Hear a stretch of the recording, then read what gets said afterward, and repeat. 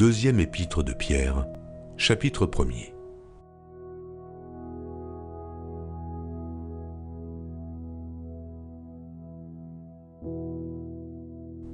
Simon Pierre, serviteur et apôtre de Jésus-Christ, à ceux qui ont reçu en partage une foi du même prix que la nôtre, par la justice de notre Dieu et du Sauveur Jésus-Christ. Que la grâce et la paix vous soient multipliées par la connaissance de Dieu et de Jésus notre Seigneur. Comme sa divine puissance nous a donné tout ce qui contribue à la vie et à la piété au moyen de la connaissance de celui qui nous a appelés par sa propre gloire et par sa vertu, lesquels nous assurent de sa part les plus grandes et les plus précieuses promesses, afin que par elles vous deveniez participants de la nature divine, en fuyant la corruption qui existe dans le monde par la convoitise. À cause de cela même, faites tous vos efforts pour joindre à votre foi la vertu, à la vertu la science, à la science la tempérance, à la tempérance la patience, à la patience la piété, à la piété l'amour fraternel, à l'amour fraternel la charité. Car si ces choses sont en vous, et y sont avec abondance, elles ne vous laisseront point oisifs ni stériles pour la connaissance de notre Seigneur Jésus-Christ. Mais celui en qui ces choses ne sont point est aveugle. Il ne voit pas de loin, et il a mis en oubli la purification de ses anciens péchés. C'est pourquoi, frères, appliquez-vous d'autant plus à affermir votre vocation et votre élection, car en faisant cela, vous ne broncherez jamais. C'est ainsi, en effet, que l'entrée dans le royaume éternel de notre Seigneur et Sauveur Jésus-Christ vous sera pleinement accordée. Voilà pourquoi je prendrai soin de vous rappeler ces choses, bien que vous les sachiez et que vous soyez affermis dans la vérité présente. Et je regarde comme un devoir, aussi longtemps que je suis dans cette tente, de vous tenir en éveil par des avertissements, car je sais que je la quitterai subitement, ainsi que notre Seigneur Jésus-Christ me l'a fait connaître. Mais j'aurai soin qu'après mon départ, vous puissiez toujours vous souvenir de ces choses. Ce n'est pas en effet en suivant des fables habilement conçues que nous vous avons fait connaître la puissance et l'avènement de notre Seigneur Jésus-Christ, mais c'est comme ayant vu sa majesté de nos propres yeux. Car il a reçu de Dieu le Père honneur et gloire, quand la gloire magnifique lui fit entendre une voix qui disait « Celui-ci est mon Fils bien-aimé, en qui j'ai mis toute mon affection. » Et nous avons entendu cette voix venant du ciel, lorsque nous étions avec lui sur la sainte montagne.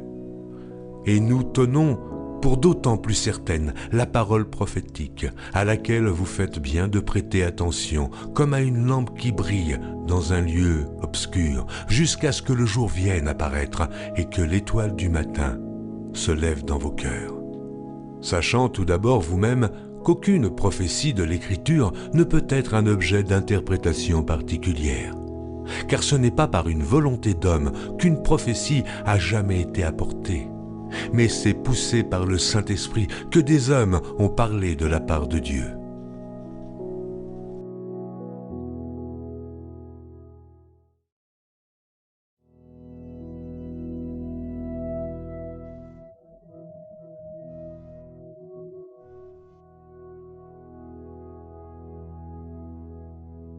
Peter chapter 2. Now there were false prophets among the people, just as there will be false teachers among you, who will bring in damnable heresies, even denying the Lord who bought them and bringing swift destruction upon themselves.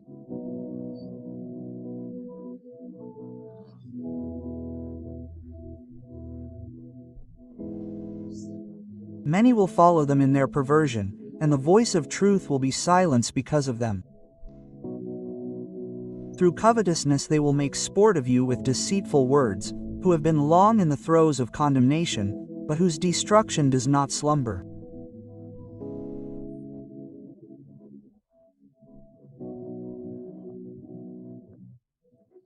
For if God did not spare the angels who sinned, but cast them into the depths of darkness to be reserved for judgment, or did not spare the ancient world but saved Noah, a preacher of righteousness, when he brought the flood on an ungodly world, if he condemned to destruction and reduced to ashes the cities of Sodom and Gomorrah, setting them as an example to the impure ones to come, and if he delivered the righteous man Lot, who was deeply grieved by the conduct of these men, who were unrestrained in their licentiousness, for this righteous man who dwelt among them daily tormented his righteous soul because of what he saw and heard of their criminal deeds.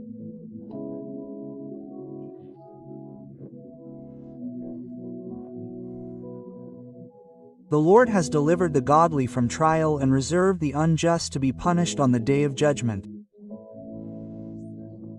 especially those who follow the flesh in a desire for impurity and despise authority. Bold and arrogant, they do not fear to revile dignitaries, while the angels superior in power and authority do not bring a reviling judgment against them before the Lord. They, like wild beasts who indulge in their natural inclinations and were born to be captured and destroyed, speak abusively about things they do not know, and they will perish in their own corruption, receiving the wages of their iniquity. They delight in giving themselves over to pleasure in the open. Defiled and unclean men, they delight in their deceit, making merry with you. Their eyes are full of adultery and they cannot stop sinning. They entice the unstable. Their hearts are trained in greed. They are children of the curse.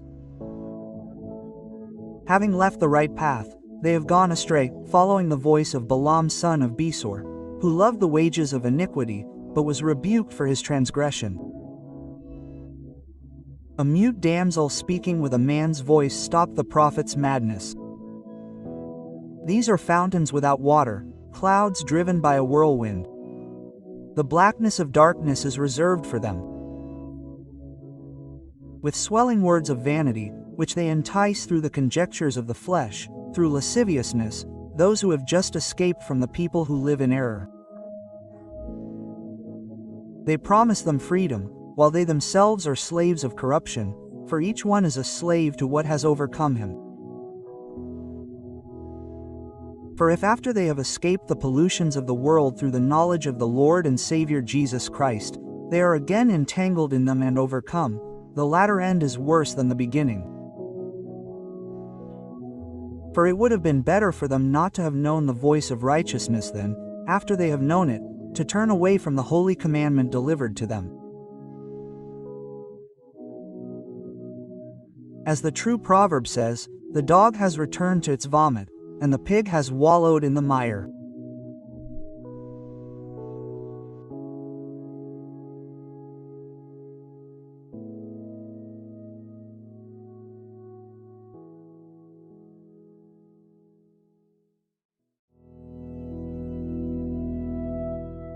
Deuxième épître de Pierre, chapitre 3.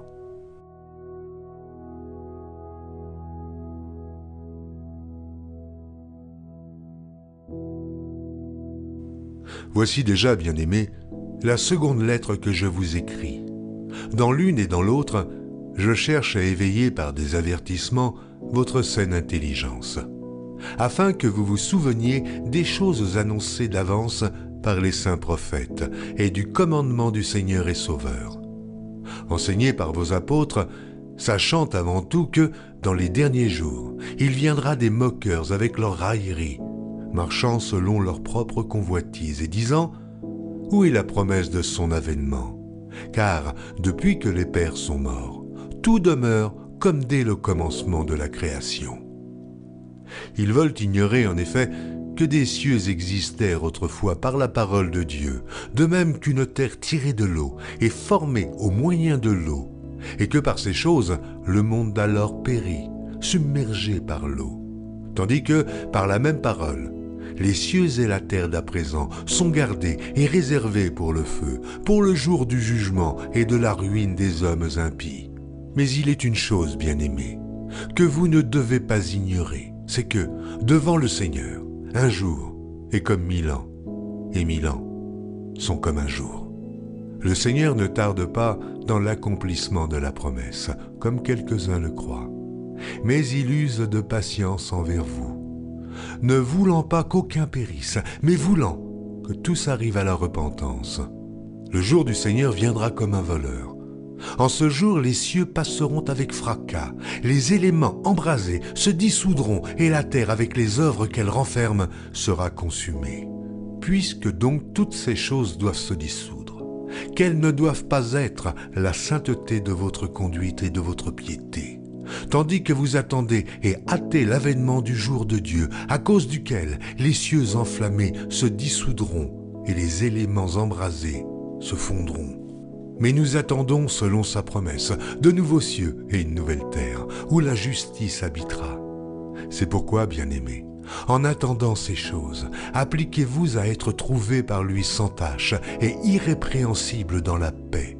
Croyez que la patience de notre Seigneur est votre salut, comme notre bien-aimé frère Paul vous l'a aussi écrit, selon la sagesse qui lui a été donnée.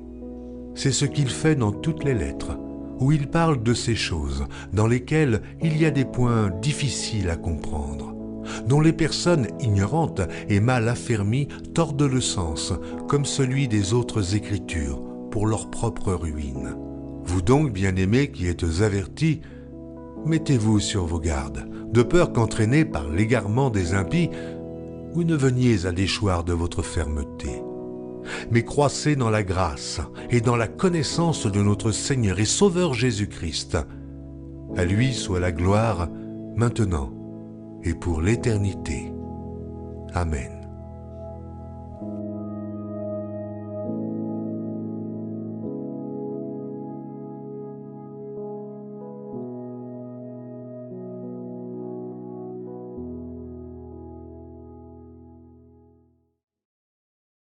Que le Seigneur soit glorifié. En ce jour, nous allons encore aborder la merveilleuse parole du Seigneur et nous allons partager le repas que le Seigneur nous donne. Le plat du jour, mettez-moi de parler ainsi, s'appelle 2 Pierre, qui a une entrée, n'est-ce pas? Après l'entrée, un premier plat de résistance. Et puis, nous avons un troisième plat, le dessert que l'apôtre Pierre nous a servi. Et les bien-aimés donc, qui ont dégusté au restaurant du Saint-Esprit le menu que l'apôtre Pierre a proposé vont nous dire un peu comment est-ce que cela a eu de l'impact sur eux. Donc nous rendons grâce au Seigneur pour tous ceux qui ont faim et qui continuent à avoir faim de la parole et soif également de la parole. Puisse le Seigneur vous bénir, bien-aimés, et nous sommes également bénis par les partages que vous avez faits encore en ces jours. Je cède donc la parole à maman Nathalie. Que le Seigneur te bénisse, ma sœur, pour ton partage.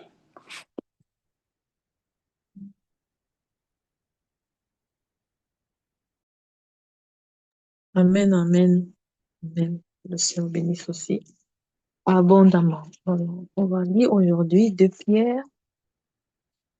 2 Pierre. Que le Seigneur soit exalté. Alors, 2 Pierre, je commencerai d'entrée de jeu avec le verset 3.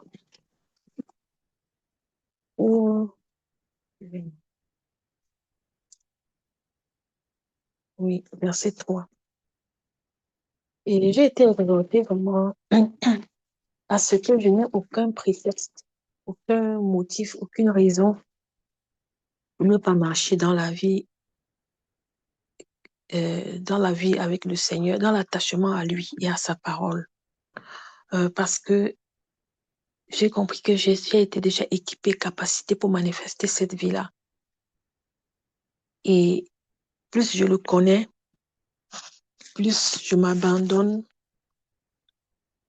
à cette vie divine, en fait. Donc, je voyais encore à quel point le Seigneur nous a, ma capacité, et pas de la divine puissance. Et le verset 4 aussi, j'ai été très marquée par les paroles qu'il a utilisées. Il a utilisé des promesses plus grandes et précieuses. Et dans le Seigneur, ces promesses, et non dans ce monde, et non, quelle que soit la promesse qu'un homme peut nous faire, qu'un datori de l'amour peut nous faire n'importe quoi, mais elles ne sont pas égales aux promesses grandes et précieuses que peut me faire le Seigneur. Et d'où encore la nécessité que j'ai de fuir toute impudicité, de me détacher de tout ce qui peut être charnel pour m'attacher à ce qui est spirituel, à ce qui est divin. Et j'ai été très, très touchée aussi par le mot participant à la nature divine. J'ai dit, waouh, quelle grâce, moi qui étais, comme Paul dit, la première des pécheresses. Mais le Seigneur m'a fait grâce de devenir participant à sa nature. C'est vraiment quelque chose, c'est un privilège, un honneur énorme, énorme. Rien qu'à cela doit nous faire trembler de ne pas vivre n'importe comment, mais de pouvoir chérir les grâces que le Seigneur nous a faites. J'irai du verset 5 à 7. J'étais encore interpellée par ma part. Le Seigneur nous a donné des promesses là-bas, les versets précédents, mais j'ai ma part à faire en fait. Ma part à faire, c'est de m'atteler, fournir tous mes efforts, comme il est dit, d'atteindre ces objectifs-là que le Seigneur me donne dans les versets suivants. Et j'ai été interpellée parce il parle de joindre à notre foi, c'est-à-dire que si je n'ai pas cette foi-là, c'est-à-dire que ma foi doit être présente, sinon à quoi je joindrai les autres éléments? Ça veut dire que les autres éléments ne pourront pas être rattachés parce qu'il faut qu'il y ait d'abord cette foi. Et il a parlé de 7 éléments et qui m'ont vraiment interpellé: la vertu, la science, la tempérance, la patience, la piété, l'amour fraternel et la charité. Donc, encore davantage, l'apôtre Pierre, mais aussi beaucoup, il parle beaucoup de l'amour fraternel aussi.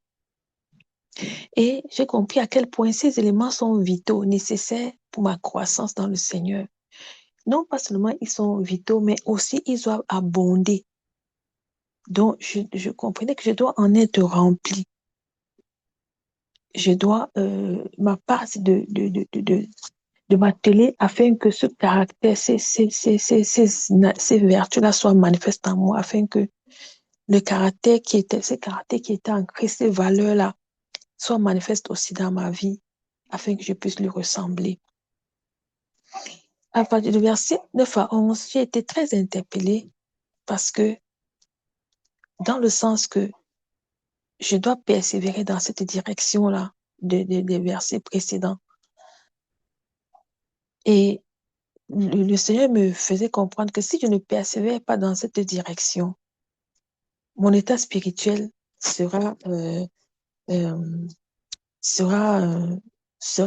mon état spirituel sera faible en fait, puisque on parle de l'aveuglement et de l'oisiveté. Donc ma vie spirituelle sera vide. Donc, de la nécessité, j'ai écrit d'implorer la grâce de Dieu pour parvenir seulement à cela, pour que ces choses abondent, mais seulement aussi qu'elles restent, qu'elles n'abondent pas pour un temps et qu'elles disparaissent. Ce ne soit pas l'effet yo-yo, mais que ce soit abonde et demeurer dedans. Et j'ai aussi été interpellée, toujours dans ce verset 9 à 11, quand Pierre parle de m'efforcer, de faire des efforts. Je dis, le Saint-Esprit me faisait comprendre comment, dans le monde, on a tellement fait des efforts. Quand je vois parfois les efforts que je fournissais à l'école, surtout à l'université au Cameroun. Moi, j'ai fait partie de la première promotion qui a fait l'université à Soa et qui faisait l'université. Avant, il n'y avait pas beaucoup d'universités comme on voit aujourd'hui partout dans les villages, dans les villes. Et je vois comment pour aller à l'université, à l'amphi, au Yaoundé, avant qu'on nous transmette à Soa, il fallait sortir de la maison à 4 heures. Le cours est à 9 heures. 4 heures là pour avoir la place dans l'amphi. J'ai dit, mais ça, c'était pour des choses séculières. On faisait autant d'efforts pour des choses vaines. À combien plus forte raison, Pierre nous demande ici de fournir des efforts pour que ces choses qui sont éternelles plutôt abondent en nous. Et je me suis souvenue aussi quand j'étais à l'université, quand on m'avait envoyé à Soa, quand j'étais à l'université, Et je faisais la faculté de droit privé. Et quand on étudiait parfois pour les stages bloqués avant de composer, comme j'habitais pas loin du lycée bilingue, donc nous, les universitaires, il y avait plus l'école, on partait au lycée là, dans les salles de classe étudier.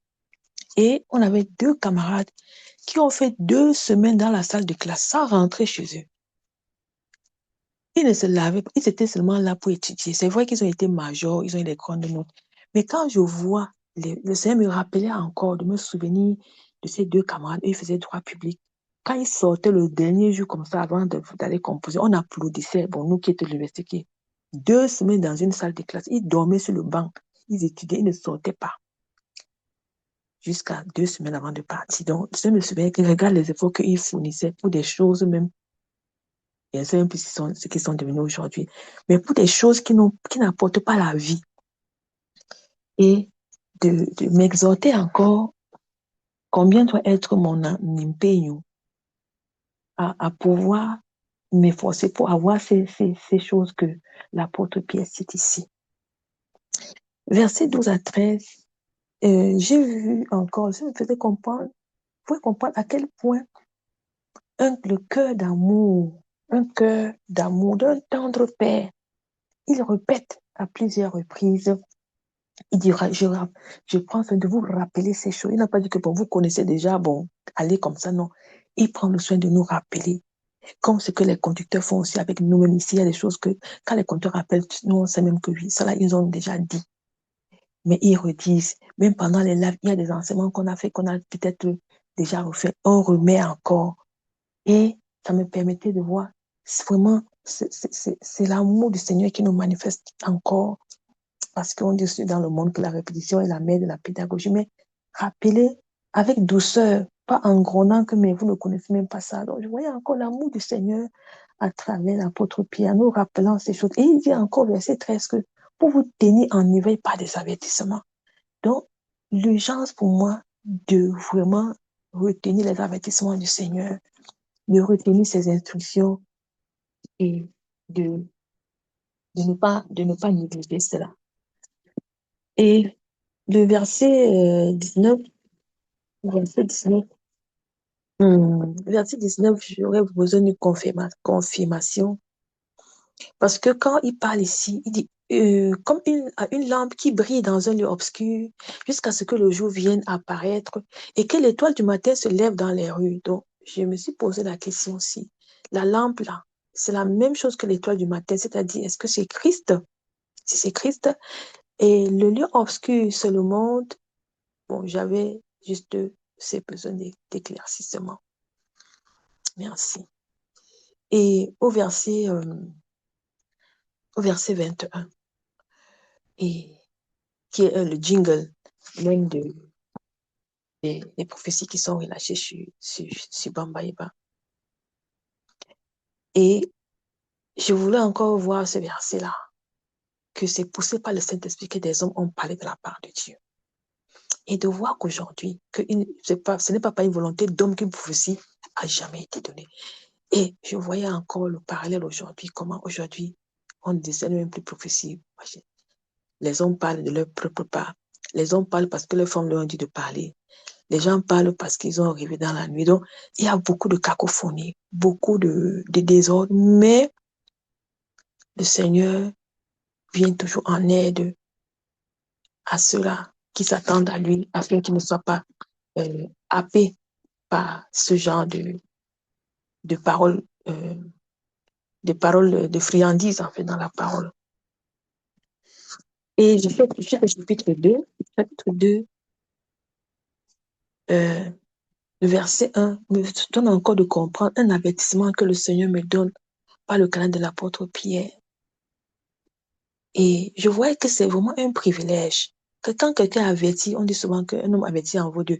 C'est un privilège vraiment qui me donne, c'est une grâce que j'ai de pouvoir, qui dit qu'il y a eu parmi les peuples des faux prophètes, il dit encore qu'il y aura de même parmi vous. Donc, il nous prévient, voici ce qu'il y aura et voici ce qu'ils vont faire.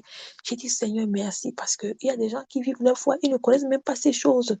Ils sont happés avant de se rendre compte que, ouais, vraiment, j'étais dans l'erreur, j'étais déjà parti loin.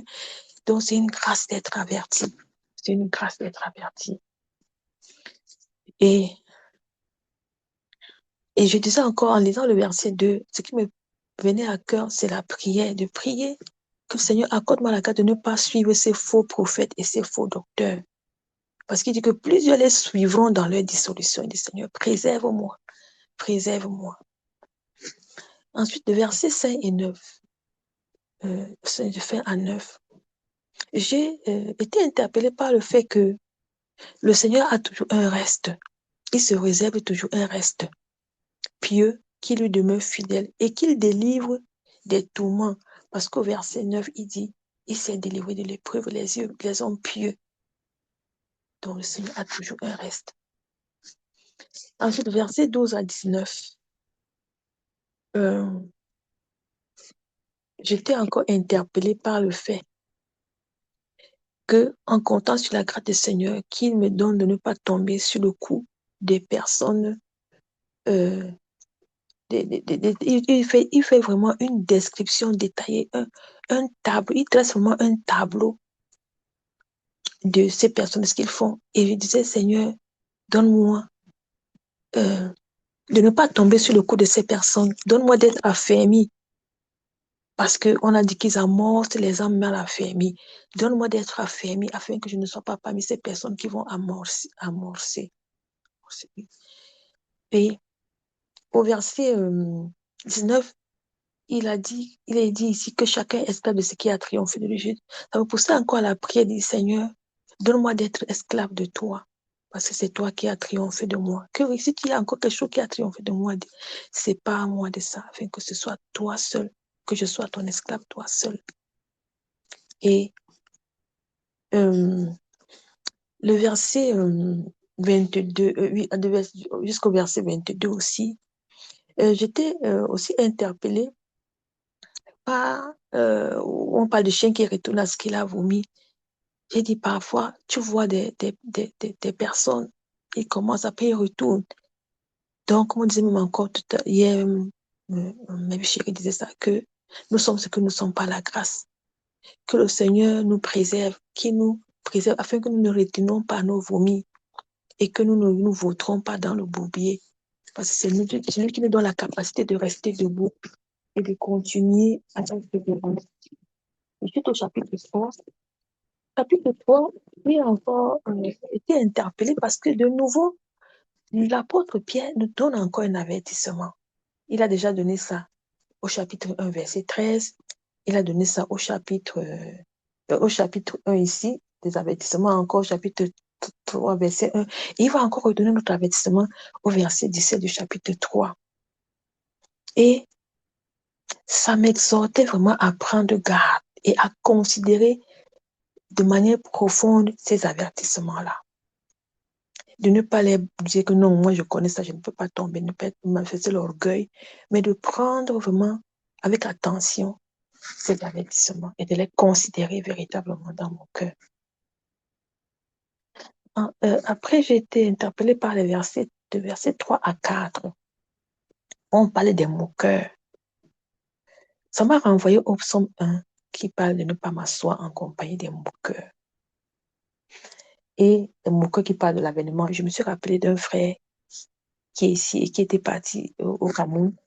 Et il était allé évangéliser dans la rue à Douala. Et il me racontait que quand il se dit évangile un jour, les gens ils disent parler du retour. Le Seigneur avait beaucoup parlé du retour du Seigneur. Il parle du retour du Seigneur. Quelqu'un lui a demandé que mon frère, dans Douala, si tu penses que Jésus va revenir, donc il dit qu'il était dépassé. Quelqu'un dit que tu vois Douala si là, tu penses que le Seigneur peut revenir dans Douala si que tu vois. Donc ça m'a fait penser à cet épisode. Et effectivement, les moqueurs qui disent que non, mais tu déconnes, ta tête ne tient pas. Comment tu peux dire, tu vois la condition de cette ville-là, le Seigneur va revenir comment? Donc ça m'a fait penser à cette chose que le frère m'avait raconté que pendant son évangélisation, il avait vécu. Et au verset 9, j'ai encore été interpellée par le grand amour que le Seigneur a pour moi. Et l'amour qu'il a pour la créature, l'amour qu'il a pour les hommes. Et l'amour qu'il a et la patience qu'il a envers nous. Afin que nous ne périssions point et que nous puissions arriver à la repentance. Il y a vraiment un amour fort pour le Seigneur pour nous. Le verset 11 a été une véritable une merveilleuse exhortation pour moi, un encouragement à davantage vivre dans la sainteté, un rappel dans la sainteté et dans la piété. J'ai aussi été interpellée par le des versets 12 à 13, où je me suis posé la question de savoir, est-ce que je suis dans cette optique d'attente et de hâtise, de hâter vraiment le retour? Est-ce que je soupire à la manifestation de sa gloire, de la glorieuse promesse du Seigneur, des nouveaux cieux, de nouvelles terres, où je dis que bon, on avait déjà dit, même j'avais dit que bon, on attend l'enlèvement. Je me rappelle quand on avait fait les prophéties le 1er janvier et que Papa Gab avait fait même le Riasunto, qu'il avait envoyé.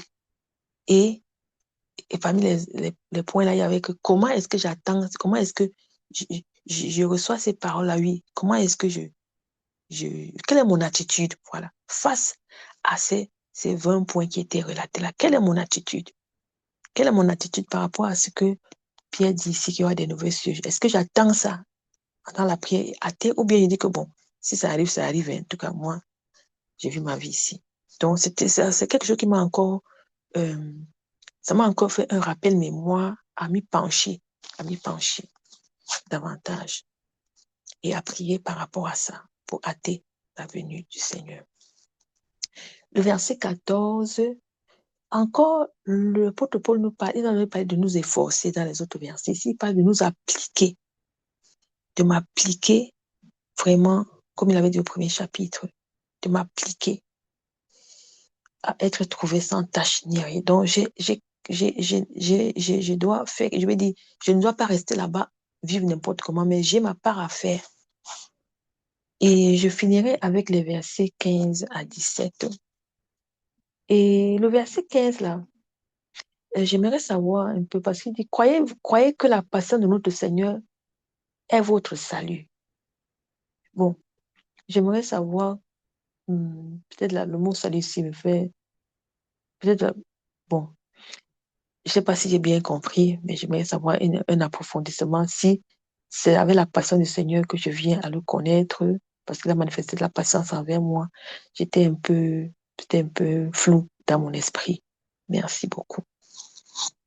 Et le verset 17, j'ai été beaucoup exhortée à être vigilante, à ne pas subir les frasques des impies. Et j'ai été exhortée aussi à grandir dans la grâce et dans la maturité, euh, dans la connaissance du Seigneur Jésus-Christ et vraiment de vivre une vie de piété. C'était des exhortations que le Seigneur met dans mon cœur. Que le Seigneur vous bénisse abondamment et bénisse d'avance toutes les personnes qui vont intervenir après moi. Que le Seigneur vous bénisse abondamment. Shalom. Amen. Shalom, shalom, ma soeur. Que le Seigneur te bénisse. Voilà, nous allons prendre. Avant de prendre. Je voudrais donc, si j'ai bien compris, les éclaircissements que tu as demandé. 1 Pierre, chapitre 1, verset 19, n'est-ce pas? Et puis, pardon, 2 Pierre, chapitre 1, verset 19, et 2 Pierre, chapitre 3, verset 16, ou verset 13. Non, 2 Pierre 3, verset 15. 15, ok, merci beaucoup. Ça sonnait très dans mon oreille, mais attends. Merci beaucoup. Que le Seigneur te bénisse. Et c'est la parole au frère Yannick pour donner sa part également aussi. Puis après, nous allons venir aux différentes questions, aux perplexités à élucider.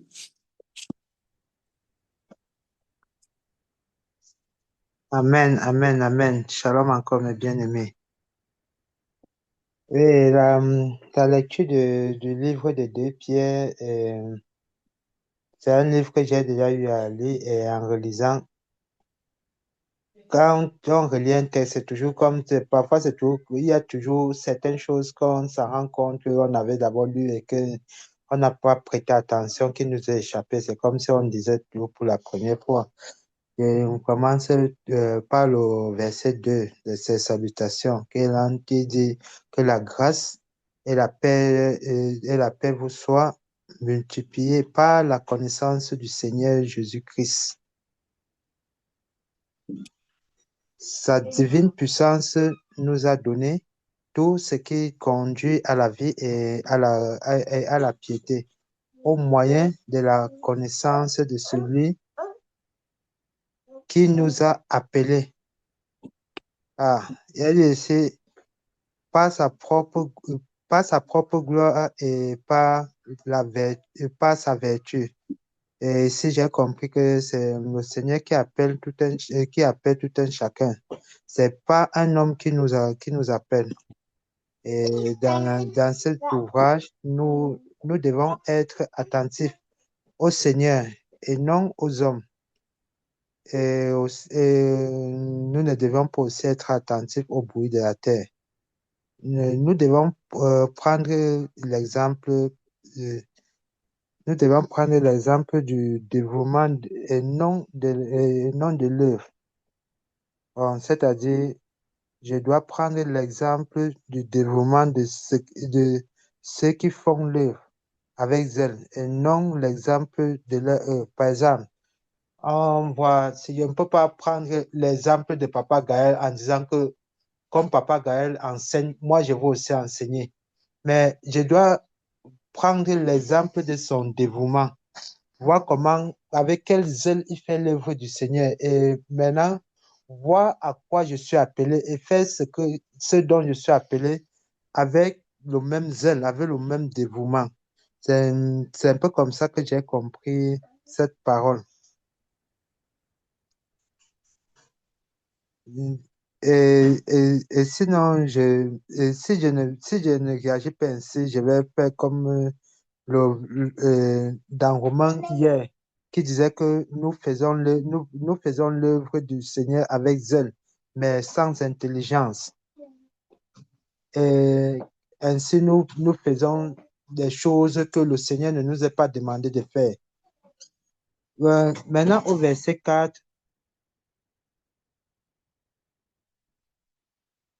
le verset 4, ici, là, nous avons de grandes promesses.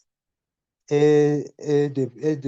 avons de grandes et de précieuses promesses par laquelle nous allions participer à la nature divine. Et cette promesse, c'est certainement le Saint-Esprit, parce que le Saint-Esprit, c'est la plus grande promesse que le Seigneur nous a faite. Et c'est ce Saint-Esprit qui nous ouvrira les portes de la connaissance de Dieu. Par ce Saint-Esprit, nous pouvons tout. Et c'est quoi la condition que l'apôtre Pierre a donnée? Il a dit, c'est de fuir la corruption qui existe dans le monde par la convoitise. Et ici, l'apôtre Simon-Pierre ne dit pas de fuir la corruption et la convoitise, mais de fuir la corruption qui excite la convoitise. Donc, par ce verset, j'ai compris que c'est la convoitise qui est le vecteur de la corruption. Quelqu'un ne peut pas être corrompu s'il ne convoite pas. Du verset 5 au verset 11, ici l'apôtre Pierre nous donne comme une formule pour ouvrir les portes du royaume des cieux.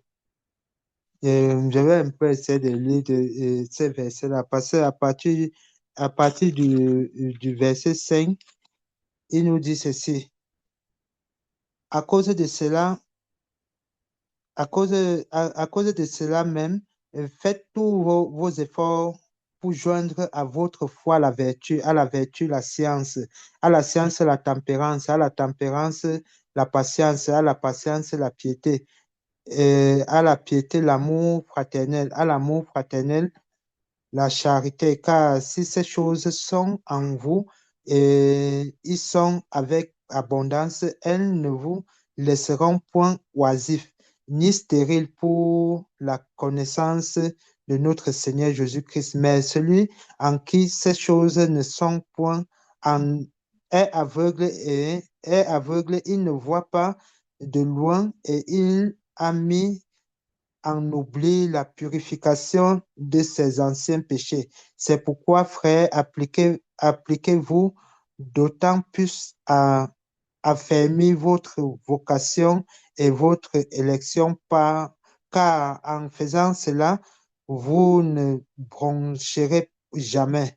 C'est ainsi, en effet, que l'entrée dans le royaume éternel de notre Seigneur et Sauveur Jésus-Christ vous sera pleinement accordée. Et moi, j'ai vu ça comme une formule que l'apôtre nous donne pour entrer dans le royaume. Et il ne suffit pas de connaître la formule, mais de l'appliquer. Quand de l'appliquer quand c'est déjà une grâce de connaître la formule, mais il faudra aussi l'appliquer. On voyait quand on était à l'école, c'est quand tu connaissais une formule, si tu ne l'appliques pas, bon, on te dit aussi que quand tu mets la réponse sans mettre la formule, si la question c'est sur 2 points, on va te donner 0,25. Et mon professeur m'a dit que je te donne 0,25 parce que pour te complimenter, comme tu as triché sans te faire attraper. Parce que tu ne pouvais pas connaître la réponse sans appliquer la formule. Et il arrivait parfois que certains exercices, tu ne connais pas la formule. Comme le temps passe, là, tu demandes à ton camarade dit que la réponse est telle. Tu prends seulement, tu colles comme ça là. Mais connaître la formule,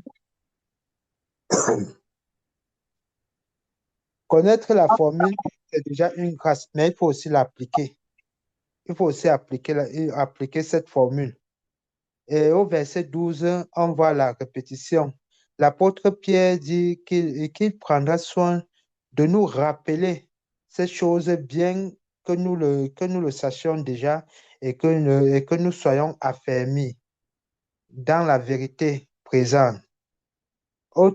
Pierre, au verset 13, regarde comme un devoir de nous tenir en éveil aussi longtemps qu'il soit en vie. Une manière de nous dire, de nous dire on ne connaît jamais assez. On ne peut pas on ne peut pas aller dormir sur nos deux oreillers parce qu'on connaît déjà. On va toujours, on doit toujours répéter les choses, toujours revenir sur ce qu'on connaît déjà pour ne pas oublier. L'apôtre au verset 19 nous demande de prêter attention aux paroles prophétiques. Et, et il nous fait comprendre que la prophétie est comme une lampe qui éclaire notre chemin. Il nous dit aussi que les prophéties ne doivent pas faire l'objet d'une interprétation particulière. On ne doit pas interpréter les prophéties. On ne doit pas interpréter les prophéties d'une manière particulière. Et il nous donne l'explication au verset 21 en disant que parce que les prophéties n'étaient pas la volonté des hommes. Nous voyons ici, là, dans le quotidien, nous voyons dans le monde les soi-disant les hommes de Dieu qui programment même les prophéties. Nous voyons sur les panneaux publicitaires quelqu'un qui met que samedi, vous venez, il y aura des grandes révélations, vous allez recevoir vos prophéties. Un peu plus bas au chapitre 2, Pierre avertit qu'il y aura parmi nous des faux prophètes, des faux docteurs qui introduiront des sectes pernicieuses et qui, régnant le maître qui les a rachetés, attireront sur eux une ruine soudaine. Et il dit que plusieurs les suivront dans leur dissolution et la voie de la vérité serait calomniée. C'est ce que nous voyons tous les jours. Par exemple, j'avais vu un panneau, un affichement. On avait mis ça sur les réseaux. Ça devait même être le païen qui devait faire ça. Tu vois, sur une affiche, quelqu'un a écrit que venez, du 21 au 23, il y aura les grandes prophéties. Venez, vous allez voir ce que Dieu n'a jamais vu. Et tu vois, un païen passe, il voit ça, juste, il lit ça jusqu'à lui-même, il fait, Lui, vous voyez, quand il filme ça, il encercle bien ça. Quand il va filmer pour publier, il encercle bien l'endroit où il a mis que vous allez voir ce que Dieu n'a jamais vu. Et on dit que à cause de la voix de la vérité est calomniée. Et qui paie les pots cassés? Ce sont les enfants du Seigneur qui paient les pots cassés. Parce que demain, quand tu vas aller peut-être prêcher la parole à celui-là, il va dire qu'encore vous, les gens ci là. Et nous voyons ces gens-là que l'apôtre Pierre décrit ici là, qui détruisent les familles par les prophéties. Tu vois, un pasteur dit que non, l'homme avec qui tu vis, ce n'est pas ton mari. Si ton mari ne croit pas en Dieu, il faut divorcer. J'ai une sœur ici, là, une sœur camerounaise elle a même vécu chez moi parce qu'elle était venue par l'eau et puis bon, son projet était fini quand il habitait encore à Luzerne. Elle avait vécu chez moi. Au pays, elle était mariée et c'est à cause d'un pasteur qu'elle a laissé son mari, qu'elle a eu des problèmes avec son mari jusqu'à divorcer. Et tu vois les choses comme ça là. Quand elle va s'en rendre compte de l'erreur qu'elle a commise, parce que quand elle parlait, tu sentais du regret dans ses paroles. Quand elle va s'en rendre compte de l'erreur qu'elle a commise, comment est-ce qu'elle va voir les hommes de Dieu? Quand tu vas venir dire que tu es pasteur, que tu prêches, elle aura le cœur fermé. Et ça, c'est l'une des plus grandes difficultés que nous avions en ce moment. Puisqu'on voit toujours les publications des hommes de Dieu, oh, tel homme de Dieu a fait ceci. Et c'est souvent des choses tellement abominables que tu n'as même pas besoin d'être, d'être chrétien pour voir que non, ici il y a quelque chose qui ne va pas. Mais on dit que mais la parole ici dit que plusieurs les suivront dans leur dissolution et la voix du Seigneur serait calomniée. Et je peux maintenant descendre au verset 6 toujours qui dit, le Seigneur les a avertis que la ville de Sodome et de Gomorrhe était donnée comme exemple aux impies à venir. Mais on voit eux-mêmes, ils lisent ça, mais continuent toujours dans leur dissolution. Nous devons vraiment faire attention aux enseignements que nous suivons, aux gens que nous suivons, soit disant pasteur ou peut-être berger. Et au verset 7, on voit comment le Seigneur peut délivrer un juste au milieu de toute une ville embrasée. On voit comment le Seigneur a délivré Lot.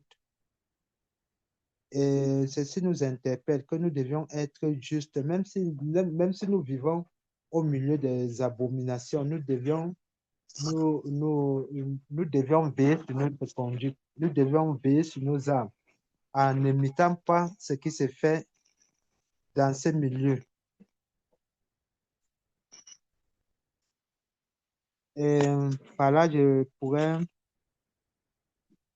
descendre, passer au chapitre 3.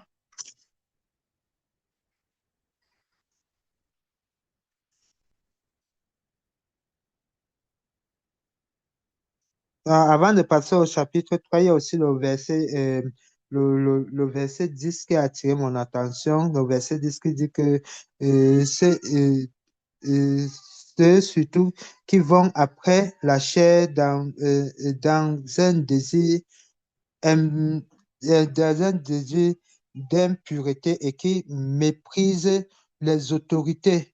Audacieux et arrogants, ils ne craignent pas et injurent les gloires tandis que les anges supérieurs en force et en puissance ne portent pas contre elles des jugements injurieux devant le Seigneur, mais eux, semblables à des bruits et qui s'abandonnent à leur penchant naturel et qui sont nés pour être prises pour être prises et détruits. Ils parlent d'une manière injurieuse et qu'ils ignorent de ce qu'ils ignorent et ils périront par leur propre corruption.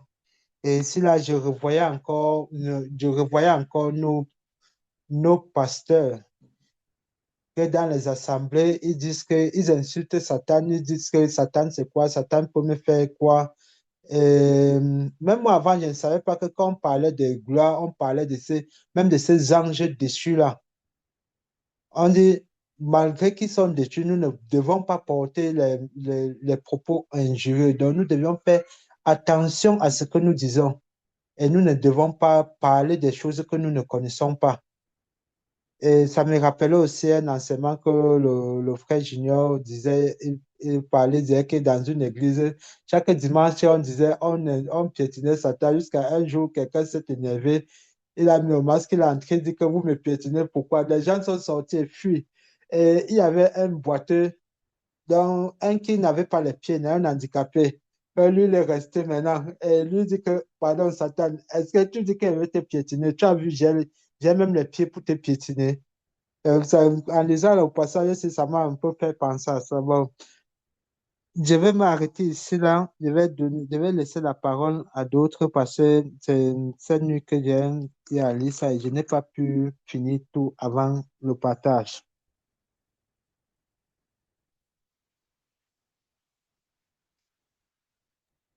Amen. Merci pour ce que tu as pu partager, mon frère. Que le Seigneur te bénisse. Pasteur Merveille, nous te cédons le micro.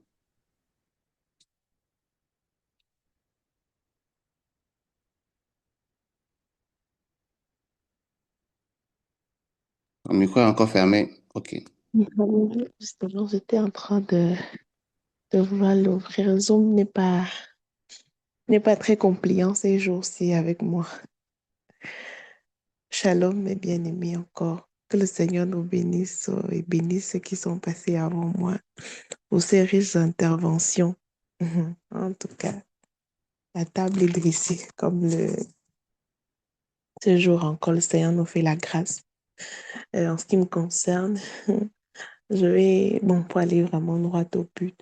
Quand je lisais encore ce passage, le verset 4 aussi a attiré mon attention sur un autre aspect parce qu'il nous a dit, la deuxième partie, c'est participer à la nature divine en fuyant la corruption qui existe dans le monde par la convoitise.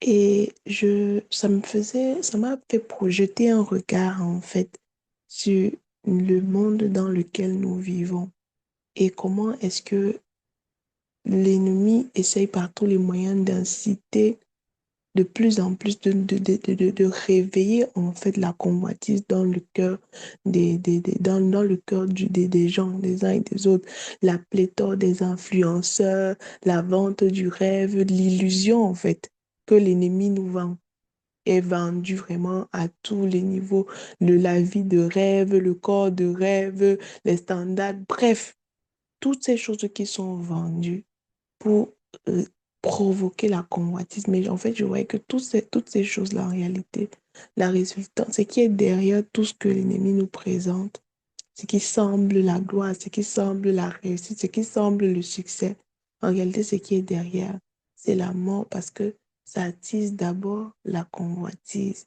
Et quand tu en vis, on voit de plus en plus de jeunes mourir de façon vraiment étrange et tout ça toutes les sphères de la vie. Pour quelles raisons? Parce que ils se sont laissés amorcer.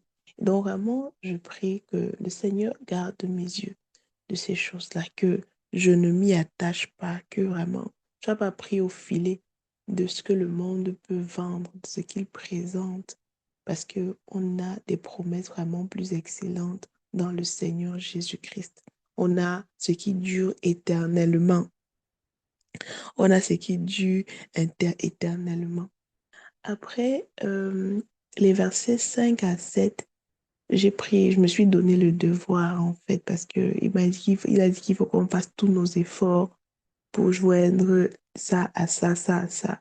Et vraiment, j'ai dit qu'il faut que je prenne le temps vraiment d'aller un peu plus en profondeur de chacune de ces caractéristiques, de ces vertus qui sont citées et de comprendre comment les accueillir, comment on joint les, les- les- les- la vertu à la foi, la science à la vertu, ainsi de suite.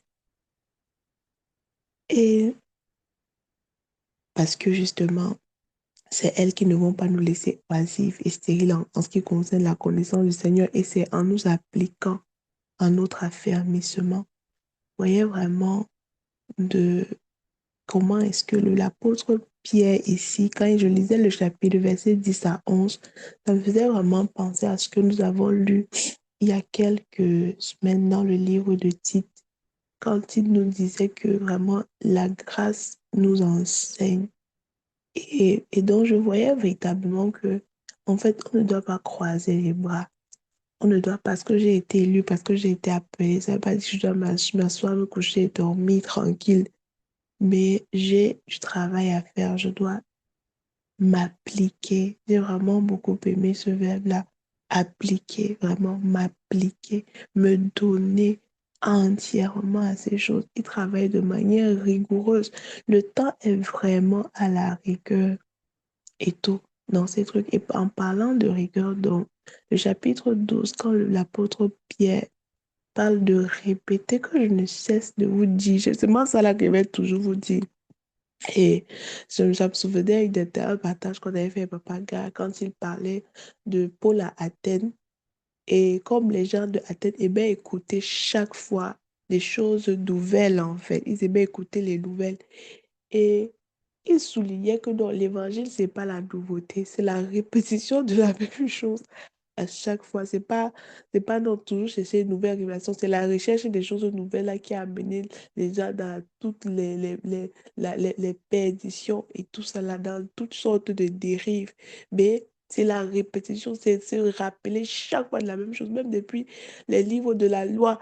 Bon, Dieu dit aux enfants d'Israël, aux enfants d'Israël que vous devez répéter ces choses-ci à vos enfants.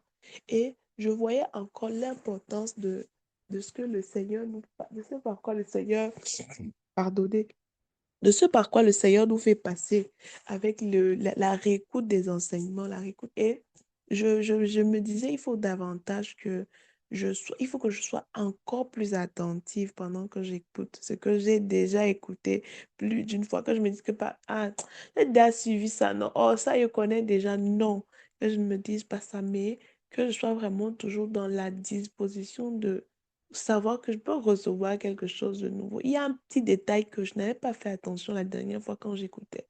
La même manière que plusieurs des textes que nous lisons maintenant, nous les avons déjà lus.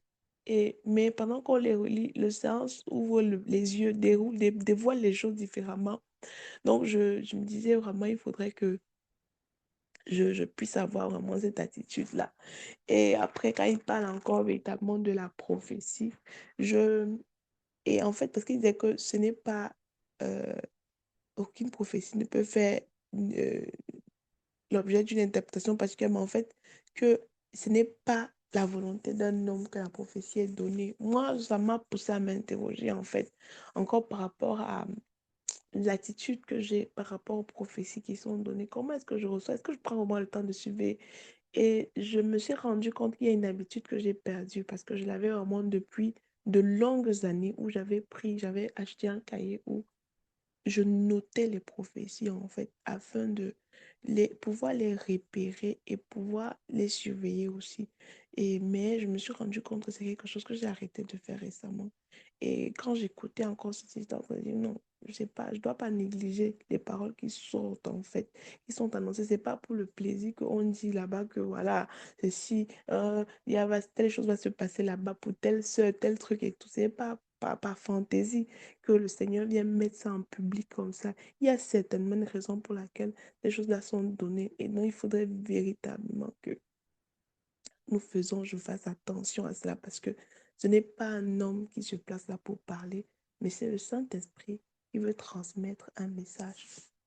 Ensuite, lorsque je tombe au chapitre 2, moi, quand j'ai lu, en fait, les caractéristiques, quand je lisais la dissolution par cupidité, ils useront de paroles trompeuses, bref, toutes ces choses, quand j'étais en train de lire, si je priais, ça me donnait des sujets de prière, en fait, véritablement par rapport encore à ses serviteurs et tout le reste, que vraiment le Seigneur les épargne de ça, qu'il n'y ait pas une trace de dissolution, qu'il n'y ait pas la cupidité. On écoutait encore dernièrement. Moi, je lui ai répété que quand s'il y a la cupidité dans le cœur de quelqu'un, c'est déjà un filet de l'ennemi. C'est déjà un piège. C'est quelque chose que le début facilement utilisé pour faire tomber. Et donc, vraiment, pour moi, ces caractéristiques qu'il donnait par rapport au faux docteur là, j'ai pris vraiment le soin de les entourer pour vraiment que ce soit des sujets de prière concernant ceux qui nous dirigent, ceux qui nous conduisent, vraiment que le Seigneur les en préserve. Ensuite, quand je lisais les versets 5 au verset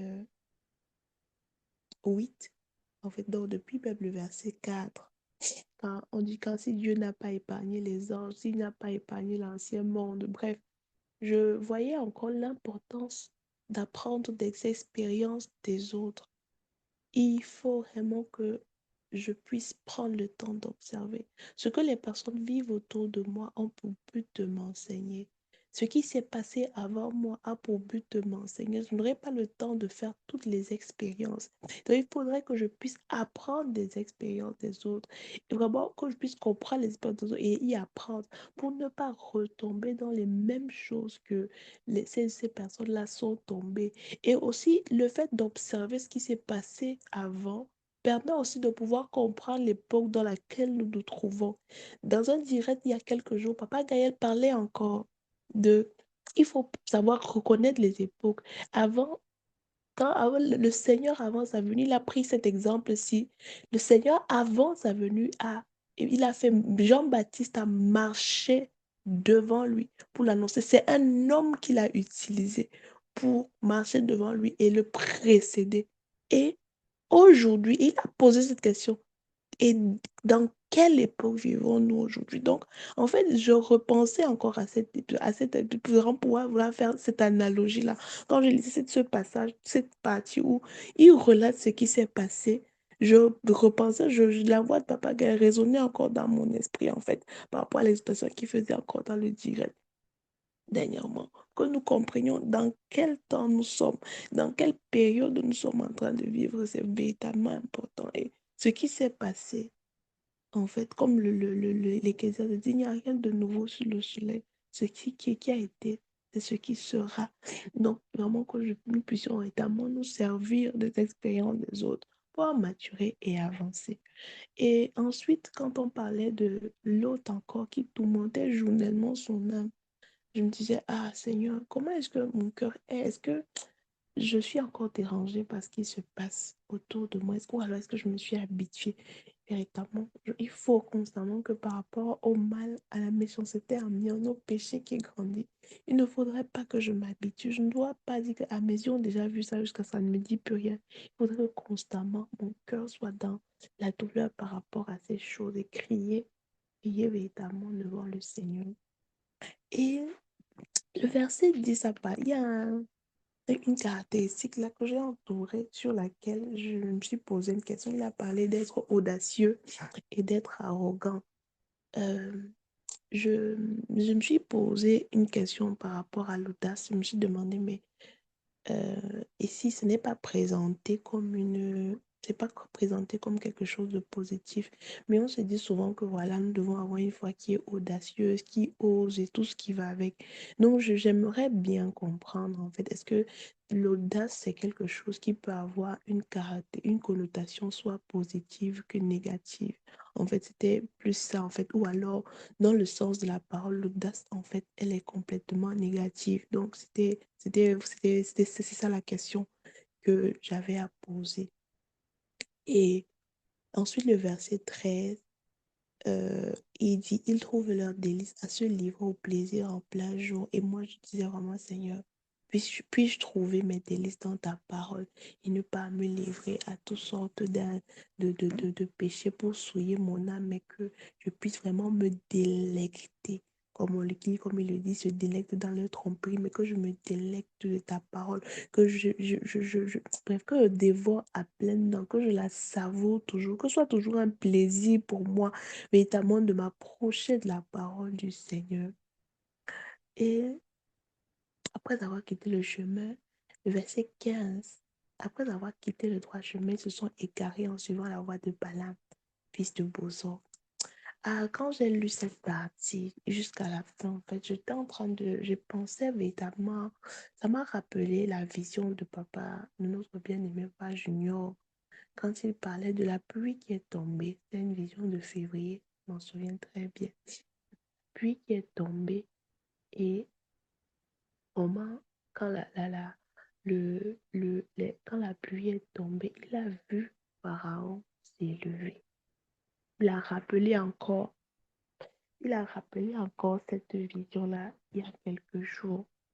Et je priais véritablement que le Seigneur vraiment nettoie encore nos cœurs et encore particulièrement de ses serviteurs, vraiment qu'il n'y ait pas. Parce que, et on dit que après avoir quitté le droit chemin, que vraiment, c'est la voie sur laquelle ils sont en train de marcher, qu'ils ne puissent pas s'en détourner, que vraiment tout ce qui est de l'Égypte puisse être ôté, afin qu'ils marchent véritablement dans la droiture, qu'ils enseignent à faire pareil. Et à la fin, au moins que le Seigneur nous garde de retourner à nos souillures, à nos vomis.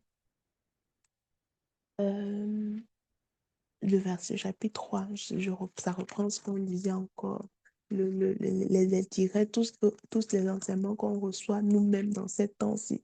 C'est surtout pour que nous restons éveillés, pour que nous restons debout, nous restons avec les yeux bien ouverts et qu'on ne soit pas surpris, en fait, ne soit pas surpris de ce qui va arriver. Et quand je lisais encore qu'il y a les bouquets qui disent que oui, la promesse de son avènement, je me rappelle, ça me fait penser au fait que il y a une blague, une plaisanterie qu'on disait sur le Cameroun que quand quelqu'un dit que j'arrive, hein, j'arrive bientôt, quelqu'un, tu vas entendre lui répondre, il te dit qu'en venant, viens avec Jésus. En fait, pour vous dire que le monde ne s'attend tellement pas au Seigneur et on ne croit tellement pas que dit que le Seigneur va revenir, que vraiment, dit que Jésus va revenir, c'est devenu un cause de moquerie. Et parfois, je meurs pas d'or, c'est même parce que parfois, justement, j'ai ri sur ces choses-là, mais dont je ne mesurais même pas la gravité, en fait. Je ne réalisais pas que avoir ce genre d'attitude, c'est la preuve que je ne suis pas en train de m'attendre au retour du Seigneur, en fait, que je ne crois pas que le Seigneur a dit qu'il va venir, en fait. Donc, vraiment, mais notre attitude doit être différente, vraiment, de rester dans l'attente, étant éveillé parce que son jour va venir comme un voleur et tout. Et véritablement, qu'on a profité, comme il dit au verset 15, que croyez que la patience de votre Seigneur est notre salut. Je voyais véritablement que chaque jour, en fait, chaque jour est une nouvelle grâce, une nouvelle occasion, parce que le standard, c'est irrépréhensible. C'est irrépréhensible, sans tâche et irrépréhensible dans la paix. Donc, chaque jour est une occasion. Chaque jour que le Seigneur ouvre, il ne sait pas, il n'a pas envoyé le feu pour détruire. Chaque jour où ce n'est pas la punition. Chaque jour où l'enlèvement n'est pas encore arrivé. C'est un jour où le Seigneur me donne l'occasion d'enlever ma tâche, d'enlever une tâche, d'enlever une tâche. Et donc, je ne dois pas prendre cela pour acquis, mais je dois davantage m'atteler à travailler à mon salut. Je dois davantage sonder mon cœur. Je dois davantage examiner mes voies. Je ne dois pas vivre comme si j'étais maîtresse du lendemain. Sauf si je savais ce qui allait se passer demain, mais vivre chaque jour comme si c'était le dernier jour que j'avais à vivre sur la terre. C'est vraiment un gros challenge, c'est vraiment pas évident. Parce que quand je lisais comment l'apôtre Pierre parle avec une telle aisance de je vais bientôt partir. Je vous dis ça parce que c'est que je vais quitter le monde-ci. Et je vais quitter ça de la manière vraiment... euh, il a dit que quoi? Oh, la manière qu'il a annoncé qu'il devait partir. Que vraiment, je ne vais pas partir de la manière la plus douce, en fait. des manières, comme le Seigneur me l'a annoncé. Il était préparé, il était prêt. Donc, c'était plus un terrain. Ça se dit que quand Pierre annonce sa façon qu'il va mourir, que vraiment, non, je sais que moi, il va partir. C'est la deuxième lettre que je vous adresse, parce que je sais que je vais bientôt partir. Parce que le Seigneur m'a montré qu'il est parti comme ça. Et c'est que ça ne sera pas. Je vais vous être arraché brutalement. En fait, ne pas utiliser ses propres mots. Donc, il était prêt. Il était prêt. Et je me disais, est-ce que je suis prête? Est-ce que je peux, est-ce que dans mon cœur, je hâte véritablement le retour du Seigneur? Est-ce que je suis non, que vraiment le Seigneur puisse me détacher encore davantage de ce monde, davantage détacher pour que ma tête soit dans les cieux, mon esprit soit vraiment dans les cieux et que je n'ai que les regards sur le retour du Seigneur. Il faut que le Seigneur revienne. Comme on dit, l'esprit et l'épouse disent, je vienne. Que ce soit véritablement mon partage, afin que tout ce qui est autour de moi, véritablement, n'est plus, que ce ne soit plus ça le sens de ma vie, mais la vie, la rencontre avec le Seigneur et tout. Et voilà une exhortation au moins à être toujours vigilant et de grandir. Je ne dois pas reculer. Le verset 18 dit que croissez dans la grâce et dans la connaissance. Non, je ne dois pas reculer. Je ne dois pas rentrer en arrière. Je dois toujours avancer. Toujours avancer. Je dois aller de progrès en progrès. Et vraiment, je prie que le Seigneur m'aide dans ça, à ne pas rentrer, mais à toujours avancer. Donc voilà ce que que le Seigneur m'a permis de recueillir de sa parole dans ces livres, dans ces chapitres de Pierre. Que le Seigneur nous bénisse tous abondamment. Amen, amen.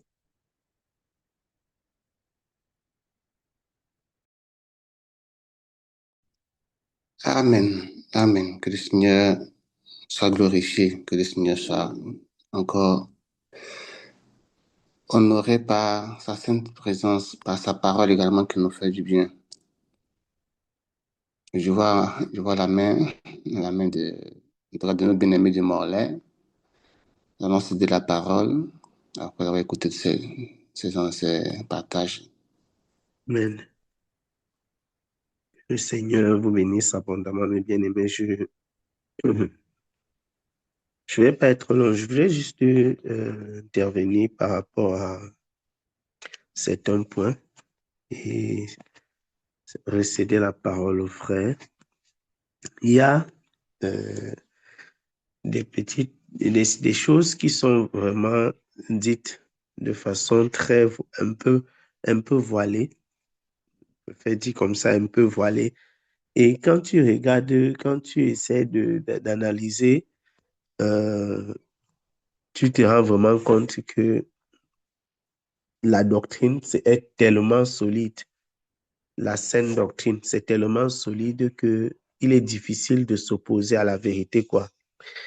Et une fois que tu connais la saine doctrine, ou alors une fois que tu es affermi dans certaines doctrines,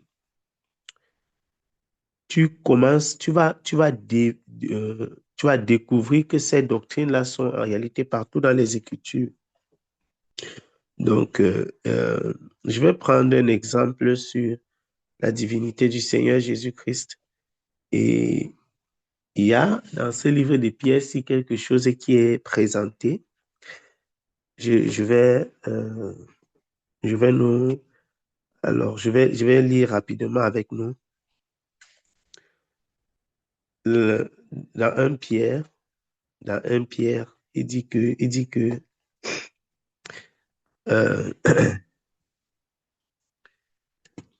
ah Seigneur, c'est incroyable. Comme sa divine puissance nous a donné tout ce qui contribue à la vie et à la piété au moyen de la connaissance de celui qui nous a appelés par sa propre gloire et par sa vertu. C'est comme ça qu'il commence. Il commence à décrire.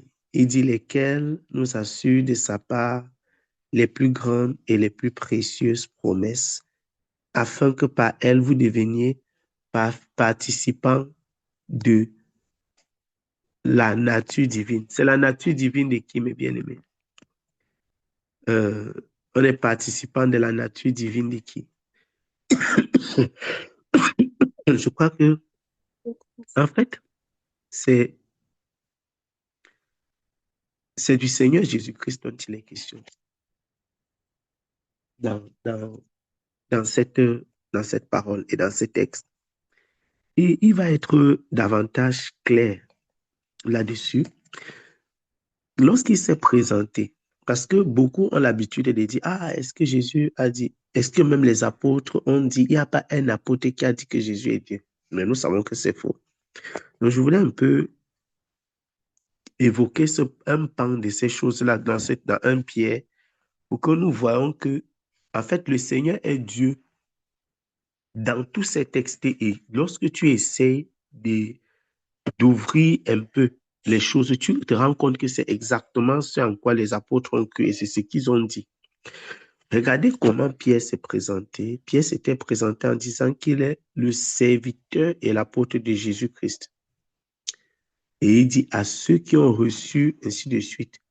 Donc, c'est de ce Jésus-Christ qu'il parle. Il s'est présenté comme le serviteur et l'apôtre du Seigneur Jésus-Christ. Et il dit à qui est-ce que la lettre est adressée. Après, il va dire que la paix, que la grâce et la paix vous soient multipliées de la part par la connaissance de Dieu et de Jésus-Christ, notre Seigneur. Donc, il descend, quand il dit participant de sa nature divine, il parle bien de la nature divine du Seigneur Jésus-Christ. Je veux que ce soit bien clair. Donc, il faut souligner ces choses-là. C'est vrai que c'est détaché, ce n'est pas facile à connecter, mais c'est des choses que c'est important que vous puissiez, il faut noter ça, parce que c'est des textes qui confortent ce en quoi on a cru et ce qui est vrai. Maintenant, quand il va descendre plus loin, donc quand on parle de la nature divine ici, c'est la nature divine du Seigneur Jésus-Christ. Il va être c'est encore incroyable. Et je pensais aux témoins de Jéhovah dans ce texte-là. C'est très amusant. Au verset 11, il va dire ceci. C'est ainsi, en effet, que l'entrée dans le royaume éternel de notre Seigneur et Sauveur Jésus-Christ vous sera pleinement accordée. Le royaume éternel, c'est le royaume de qui, mes bien-aimés? Ça fait tomber les cheveux parce que il y a beaucoup, même qui sont chrétiens, qui disaient que Jésus-Christ n'est pas Dieu. Et si donc Jésus n'est pas Dieu, le royaume éternel ne peut pas être son royaume. Le royaume éternel ne peut pas être le royaume de Jésus. L'entrée, donc le royaume vers lequel nous avançons, c'est le royaume de Jésus. Ce n'est pas un prophète quelconque, ce n'est pas l'adjoint de Dieu, ou bien le second après Dieu, ou alors celui qui reste debout à droite et Dieu est assis. Il y a tellement de fausses croyances à cause des Écritures qui sont mal interprétées et mal comprises, au point où ça devient donc difficile de comprendre ces choses. Or, nous voyons clairement que Pierre n'utilise pas une parabole quand il dit que c'est ainsi en effet que l'entrée dans le royaume éternel de notre Seigneur et Sauveur Jésus-Christ vous sera pleinement accordée. Pas que la chose ne peut pas être plus claire que ça. Vraiment, la chose ne peut pas être plus claire que ça.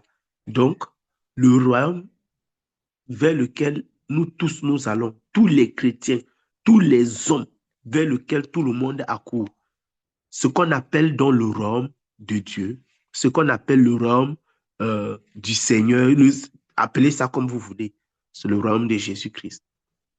Donc, c'est vraiment quelque chose, c'est vraiment une précision qui est très intéressante, qui est importante, je pense, qui est importante et que je voulais vraiment, je voulais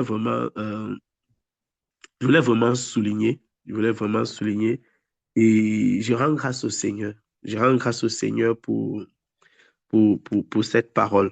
Je rends grâce au Seigneur pour cette parole, pour tout ce qui, pour tout ce qui est pour tout ce qui est doctrine.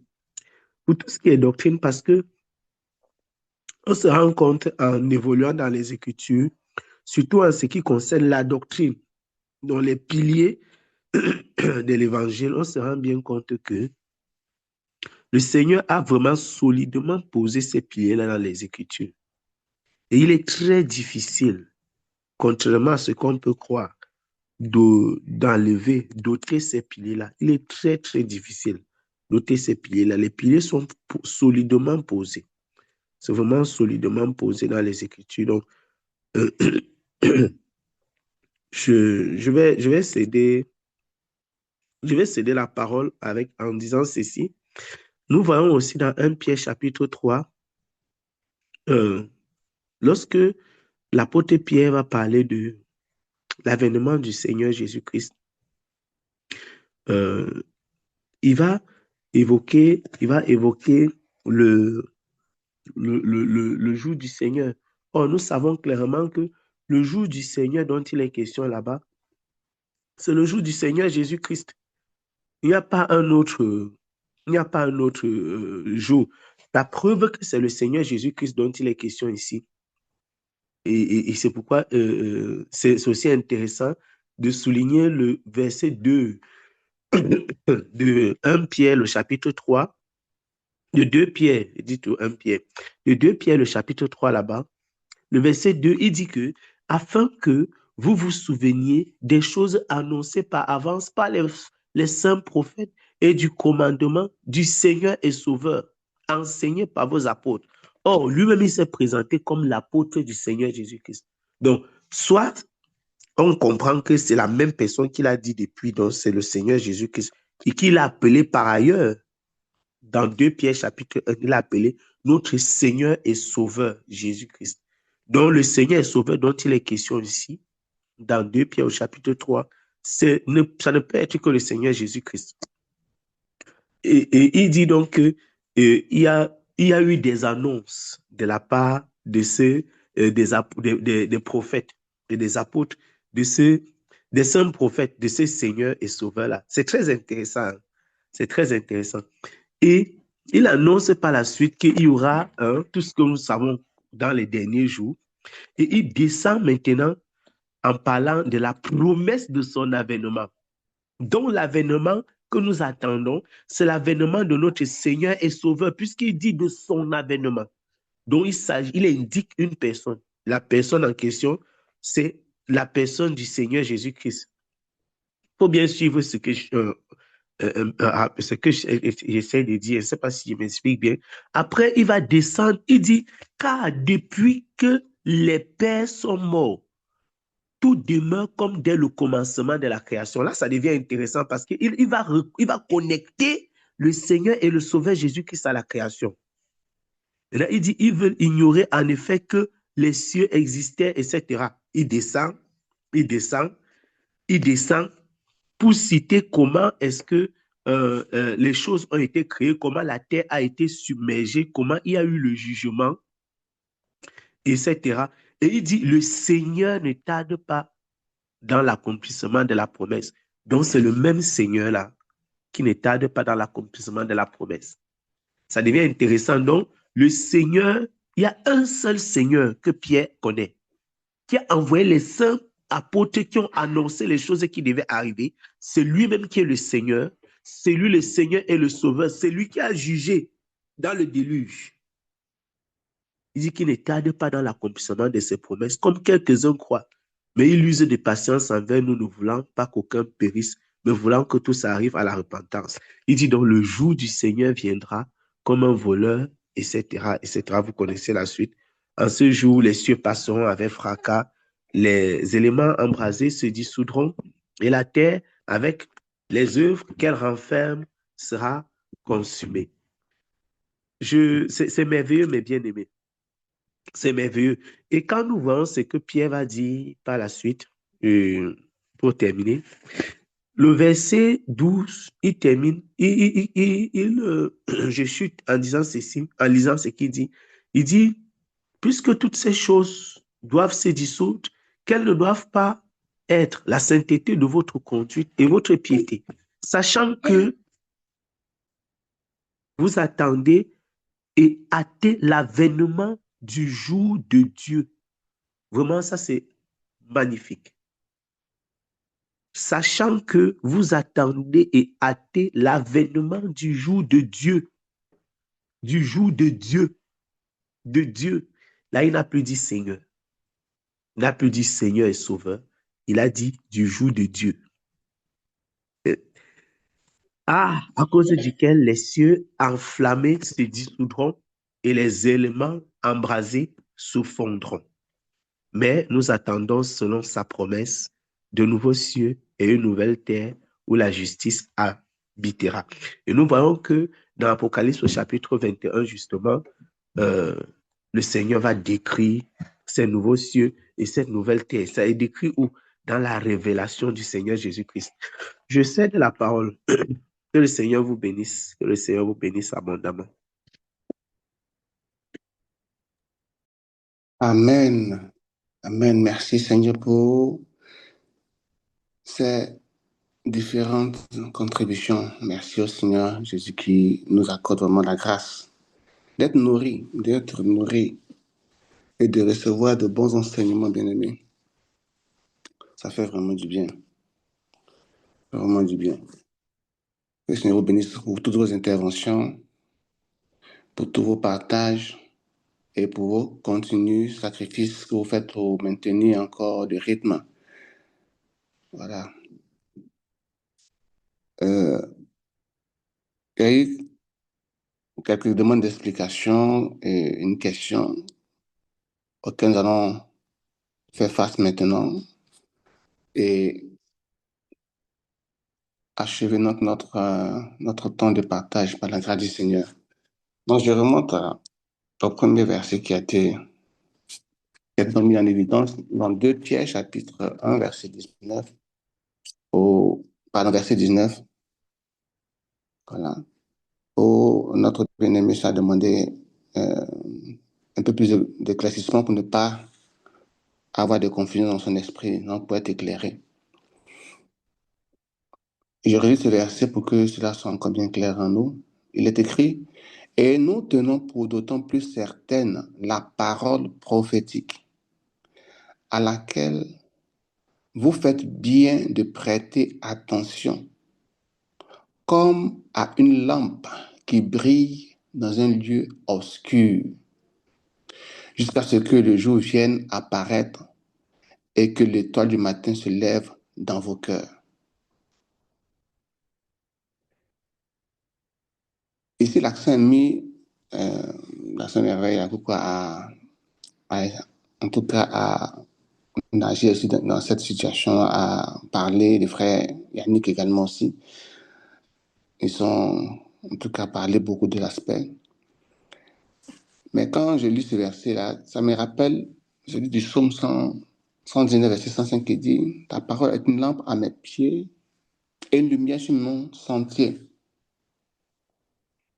Et l'apôtre Pierre nous demande d'y prêter attention. Je disais tantôt, quand on commençait, que la parole de Dieu déclare qu'un peuple sans révélation est un peuple sans frein.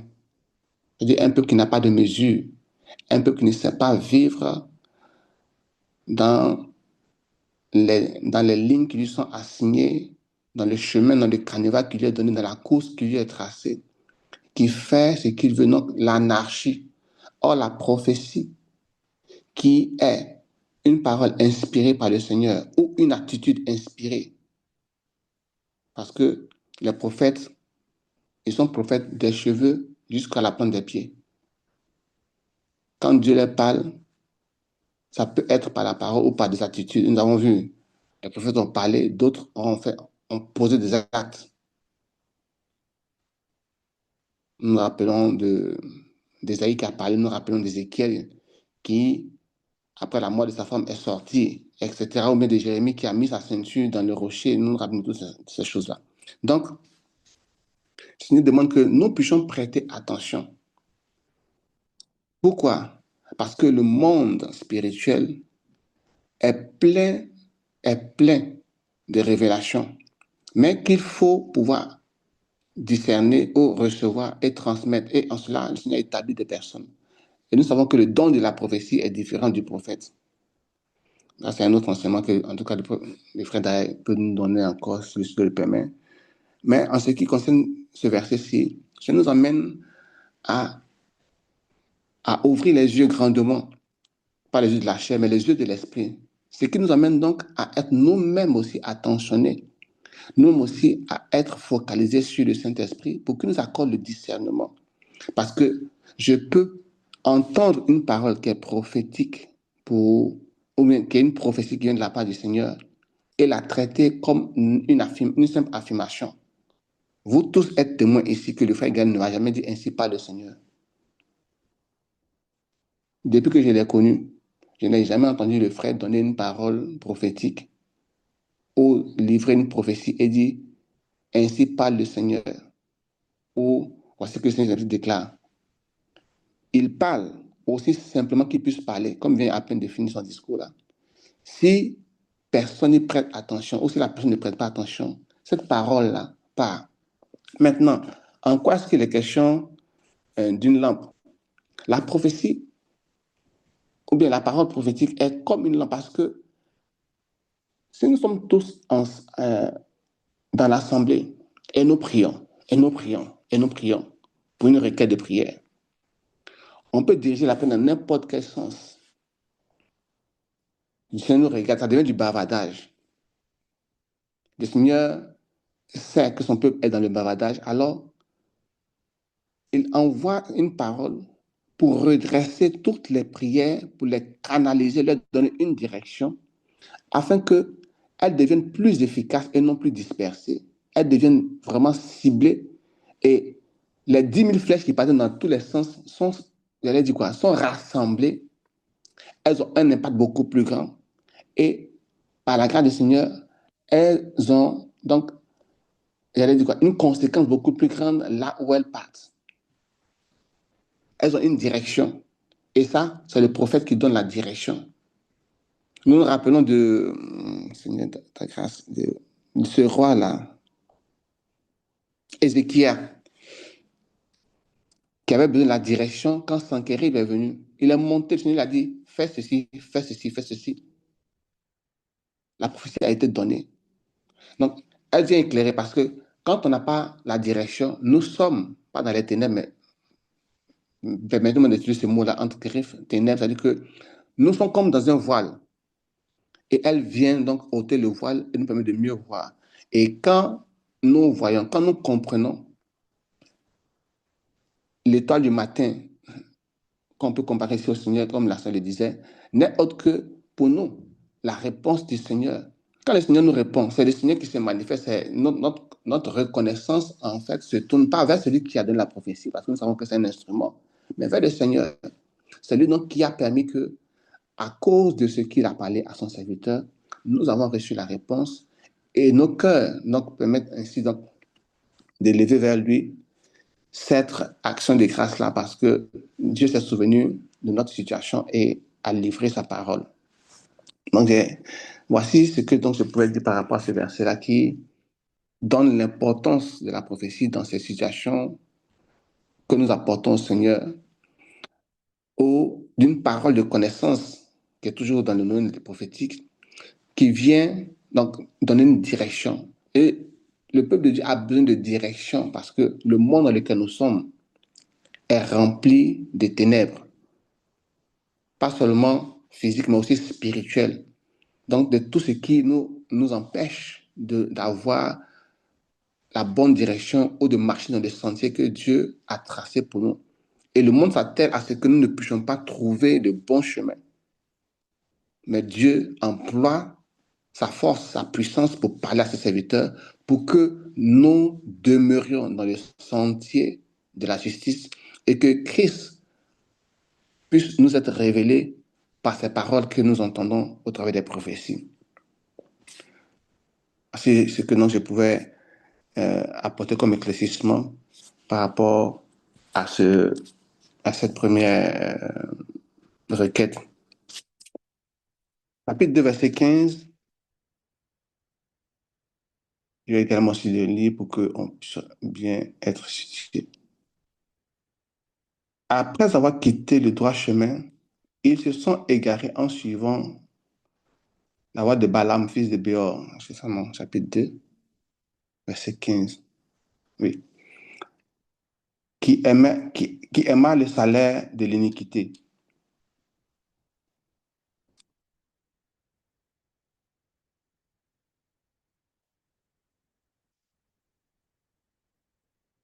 Ici, nous sommes dans le contexte des faux docteurs dont Pierre a parlé.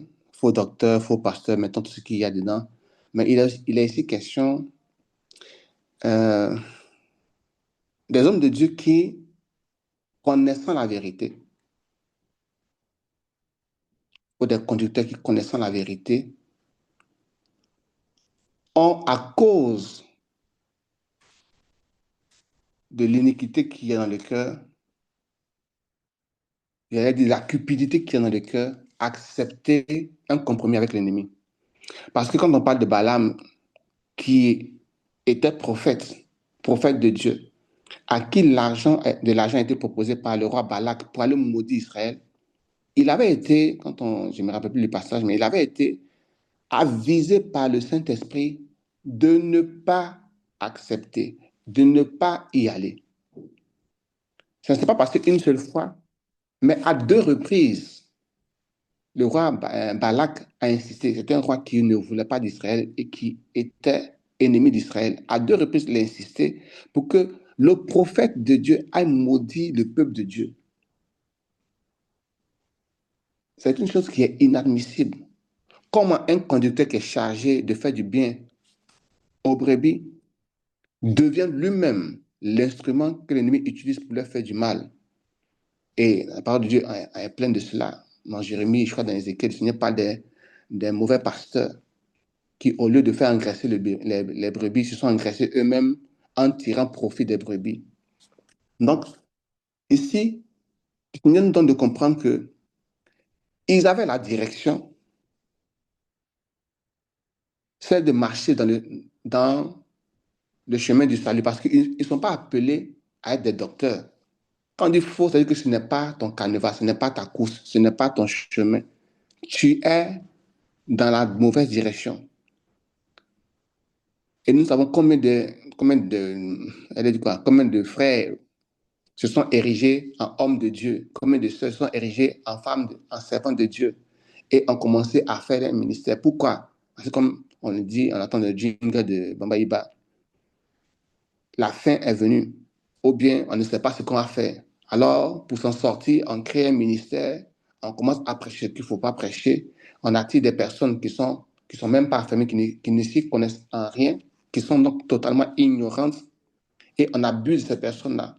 Et parmi ces personnes, comme le frère Yannick le disait, il y a des enfants de Dieu qui y sont, par prédestination, mais à cause de ce que nous avons voulu désobéir à Dieu, on quitte le droit chemin du salut pour faire ce que Dieu n'a pas demandé qu'on fasse. Et on annonce des choses qu'on ne doit pas annoncer, dont on n'a pas reçu mandat d'annoncer. Et là, c'est une grande interpellation pour chacun d'entre nous, mais particulièrement pour les conducteurs. Parce que si je ne suis pas appelé à faire une œuvre, je peux peut-être en avoir une connaissance, mais cela ne me donne pas l'autorité de m'ériger en personne érudite en cela. Nous rappelons d'Apollos. Apollos déclare qu'il était versé dans les Écritures, ayant seulement pour baptême celui de Jean. On a parlé de lui, son obéissance, son humilité, d'être assis auprès d'Aquilas et de Priscille et d'être redressé dans les Écritures. Quand cela a été fait, on n'a pas vu Aquilas et Priscille aller encore interpeller d'autres hommes de Dieu pour les faire asseoir, pour leur donner des enseignements. C'était une action ponctuelle. Et ils l'ont fait. Et cela a permis ainsi au Seigneur de les utiliser. Et c'est parti. Ananias, pour ne même pas aller loin, que le Seigneur a utilisé pour aller ouvrir les yeux de l'apôtre Paul. Après ça, il ne s'est pas érigé en ministère d'ouverture des yeux prophétiques. Il n'a pas fait de tableau comme le frère Yannick le disait là, pour dire voici, j'ai le ministère de guérison, de miracles, etc. Venez, je vais ouvrir vos yeux. Non, ce verset-là nous interpelle là-dessus. Si Dieu me fait grâce d'avoir des visions, ce n'est pas que je suis devenu un visionnaire. Donc, attention au canevas dans lesquels Dieu ne nous a pas mis. Si je prie beaucoup, ça ne veut pas dire que c'est forcément un ministère d'intercession. Attention. C'est une capacité que Dieu me donne. Mais est-ce pour autant que j'ai un ministère d'intercession? C'est parce que je prie beaucoup que j'ai un ministère d'intercession. Parce qu'il y a des appels sur nos vies. Et chacun est responsable de la découverte de son appel. Chacun doit prier par rapport à ça, pour que le Seigneur se révèle à lui.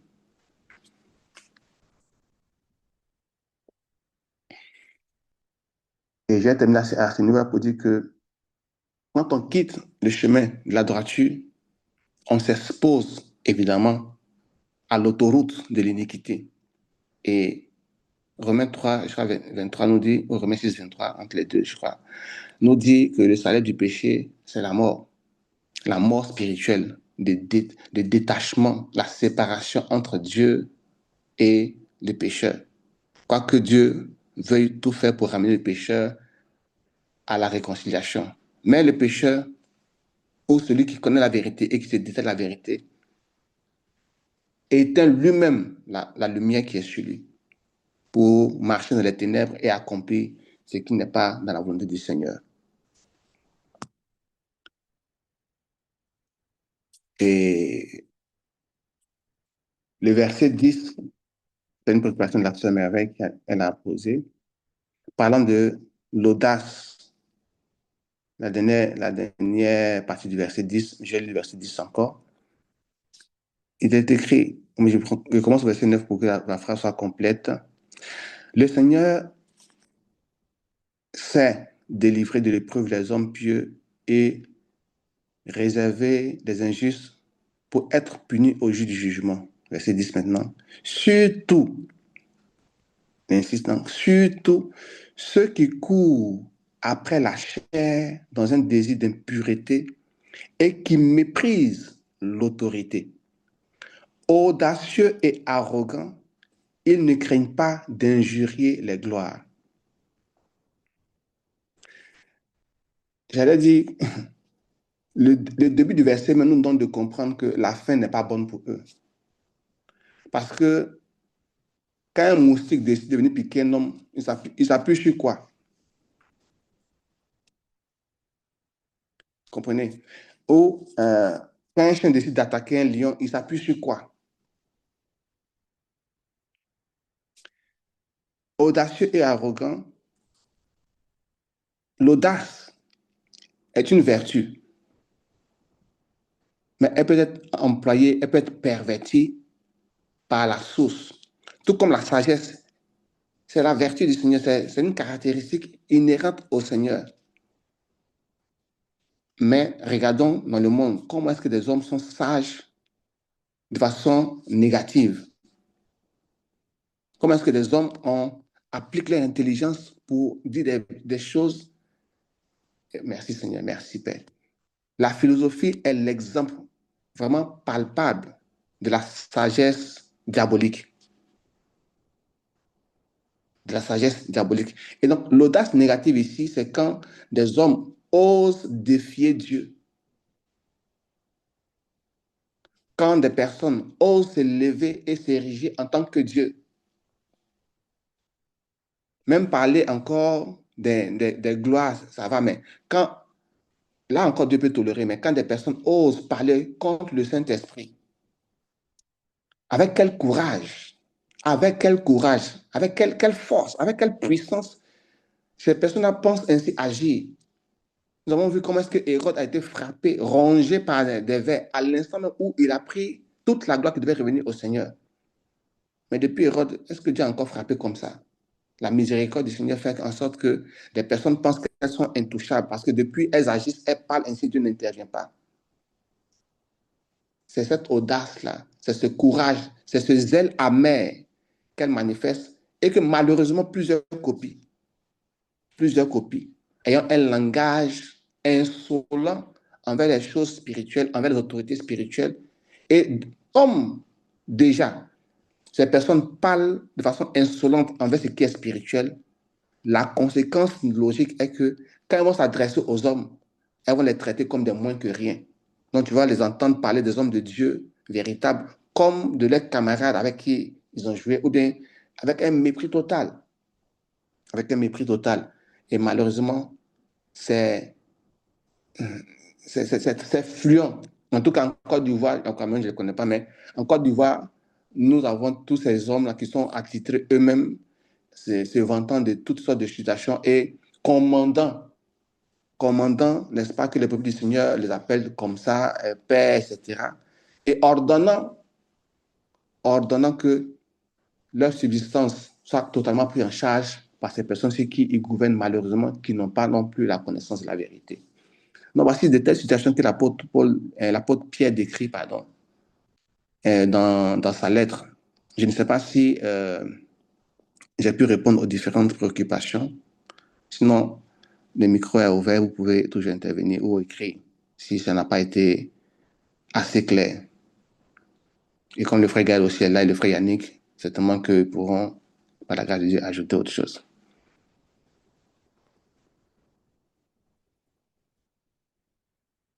Ok, je te laisse le micro, mon frère.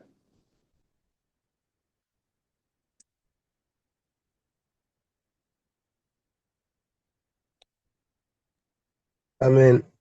Amen. Que le Seigneur te bénisse. En tout cas, je voudrais juste dire un mot. Je voulais juste dire un mot par rapport à vraiment à la perversion des vertus. C'est vraiment juste un mot pour ajouter à ce que tu as dit parce que c'est vraiment quelque chose qui est tellement courant. Et nous comprenons que vraiment, il faut faire attention avec le malin. Il faut faire attention avec le malin. Parce que le diable peut tellement utiliser quelque chose. Il peut tellement utiliser quelque chose au point où tu ne sais même plus si la chose elle est bien ou bien c'est pas bien. Parce que la question de la coucou, c'est ça que ça révèle. C'est ça que la question la cache. C'est-à-dire que on peut arriver à se poser la question de savoir que mince, est-ce que c'est même une bonne chose? Mais pourtant, ce n'est pas forcément une mauvaise chose à la base. Le problème, c'est comment justement la chose est utilisée. Il y a beaucoup d'exemples comme ça dans l'écriture. Le frère a pris le cas de la philosophie. On sait ce que la philosophie veut dire. Est-ce que vraiment la philosophie à la base, si on prend la définition de la philosophie, ce n'est pas une mauvaise chose?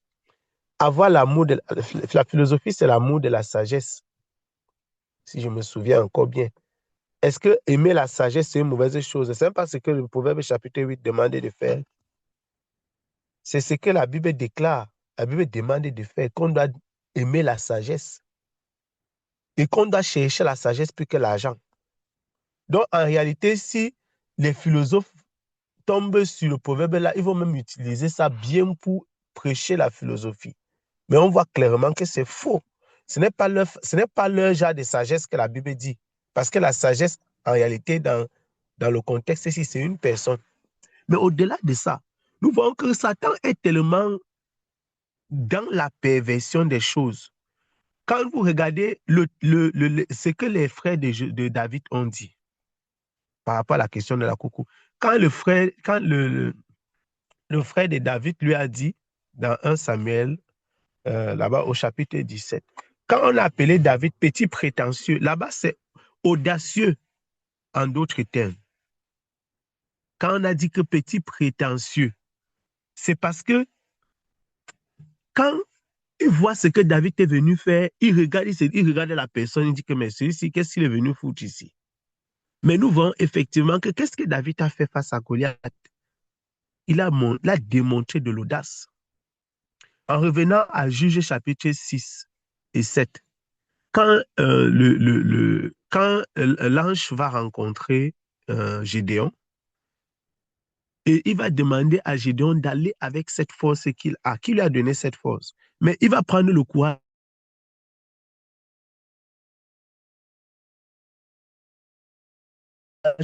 où il faut de l'audace. Ce n'est pas un caractère négatif, mais l'audace peut devenir de l'orgueil. Et c'est dans cela que ça devient dangereux. Quand il dit audacieux, on se rappelle des bien-aimés dans le Seigneur. Et une fois, je commentais ça avec maman Jeanne. Des bien-aimés dans le Seigneur qui disent que je suis tellement chaud que Satan ne peut pas me toucher. Vous vous rendez compte? Satan qui a porté Jésus, lui donner les visions. Quelqu'un est sur la terre parce qu'il a prié 30 minutes, parce qu'il a jeûné 1 jour ou 2 jours. Il peut dire avec sa bouche qu'il est tellement chaud. Donc, il a tellement passé les moments de jeûne, les moments de louange et d'adoration. Il sort de sa bouche comme ça. Que je suis tellement enflammé pour le Seigneur le temps-ci, que Satan même ne peut pas me toucher. Quel genre de paroles ça, mes bien-aimés? Ça, c'est déjà des choses que si vraiment le Seigneur pouvait te laisser 30 minutes chez Satan, c'est que ta condition va dépasser même pour Job. Parce que c'est des paroles que, et à bien y penser, quand je repense à ces choses, je dis que hey, c'est comme ça que les gens amènent leur vie à être accablés. Parce qu'on ne se rend pas compte. Tu dis une parole comme ça, même pas, Satan dit seulement à Dieu que laisse un démon, même moi-même je ne vais pas me charger de son cas. Je vais un peu lui montrer quelque chose pendant 30 minutes. De toute façon, il te touche comme ça. Donc, c'est là où nous voyons donc que là, ce n'est pas l'audace dans le bon sens, c'est de l'orgueil. Même si tu vas penser que non, tu es audacieux, non, c'est de l'orgueil. Donc, c'est ce que je voulais dire. Il y a beaucoup de vertus qui, en réalité, peuvent être nobles, mais que Satan pervertit toujours.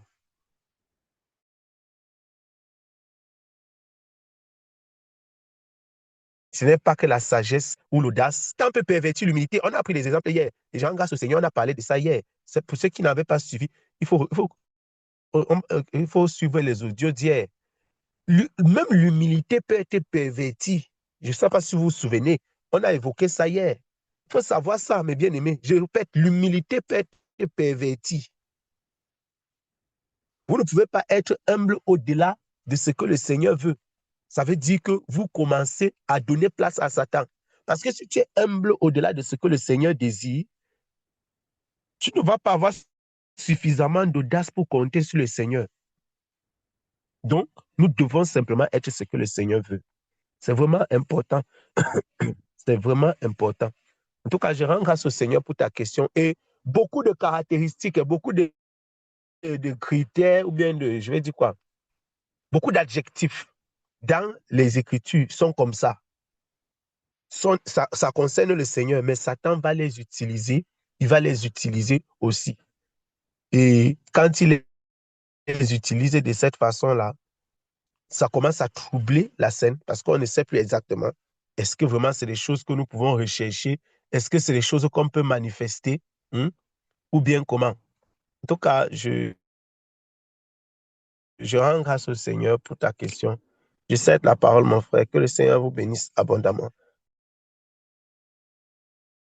Amen, amen, amen, amen. En tout cas, ce court livre-là de 2 Pierre a beaucoup. Le frère le disait, Pierre a écrit. Il a écrit sur les trucs, les choses les trucs doctrinaux, sur la doctrine de l'évangile. Mais dans ces lettres, comme nous pouvons le voir là, il y a beaucoup de choses qu'il faut disséquer. Avec une simplicité qui lui est reconnue, l'apôtre Pierre a mis encore sur écrit des vérités profondes. Normalement, qu'on doit pouvoir prendre le temps de disséquer, n'est-ce pas, de feuilleter et d'approfondir pour nous-mêmes, parce qu'il y a des choses à recevoir, il y a beaucoup de choses encore sur lesquelles il faut parler. Mais de temps en temps, ce qu'il est, nous allons avancer. Et j'ai pris seulement que le Seigneur nous accorde la grâce, comme nous allons nous retrouver. Je sais que ce sera une bonne veillée où on pourra vraiment prendre du temps, parcourir les différents passages, parler de long en large et nous délecter de la parole du Seigneur, nous délecter vraiment de cette parole-là, parce que c'est important que nous puissions le faire. C'est vital pour nous. C'est vital pour nous. Que le Seigneur vous bénisse abondamment, mes bien-aimés. Que le Seigneur vous bénisse abondamment pour toutes vos contributions qui sont vraiment enrichissantes, bénissantes, bienfaisantes. Que dire? Que dire? La parole de Dieu ne fait que du bien. Elle ne fait que du bien. Et C'est avec joie que nous le faisons. Il y a des hommes qui passent la nuit, ah Seigneur, devant tout un magasin pour acheter ne serait-ce que le premier téléphone d'une marque. Je ne vais même pas citer pour quelqu'un ici.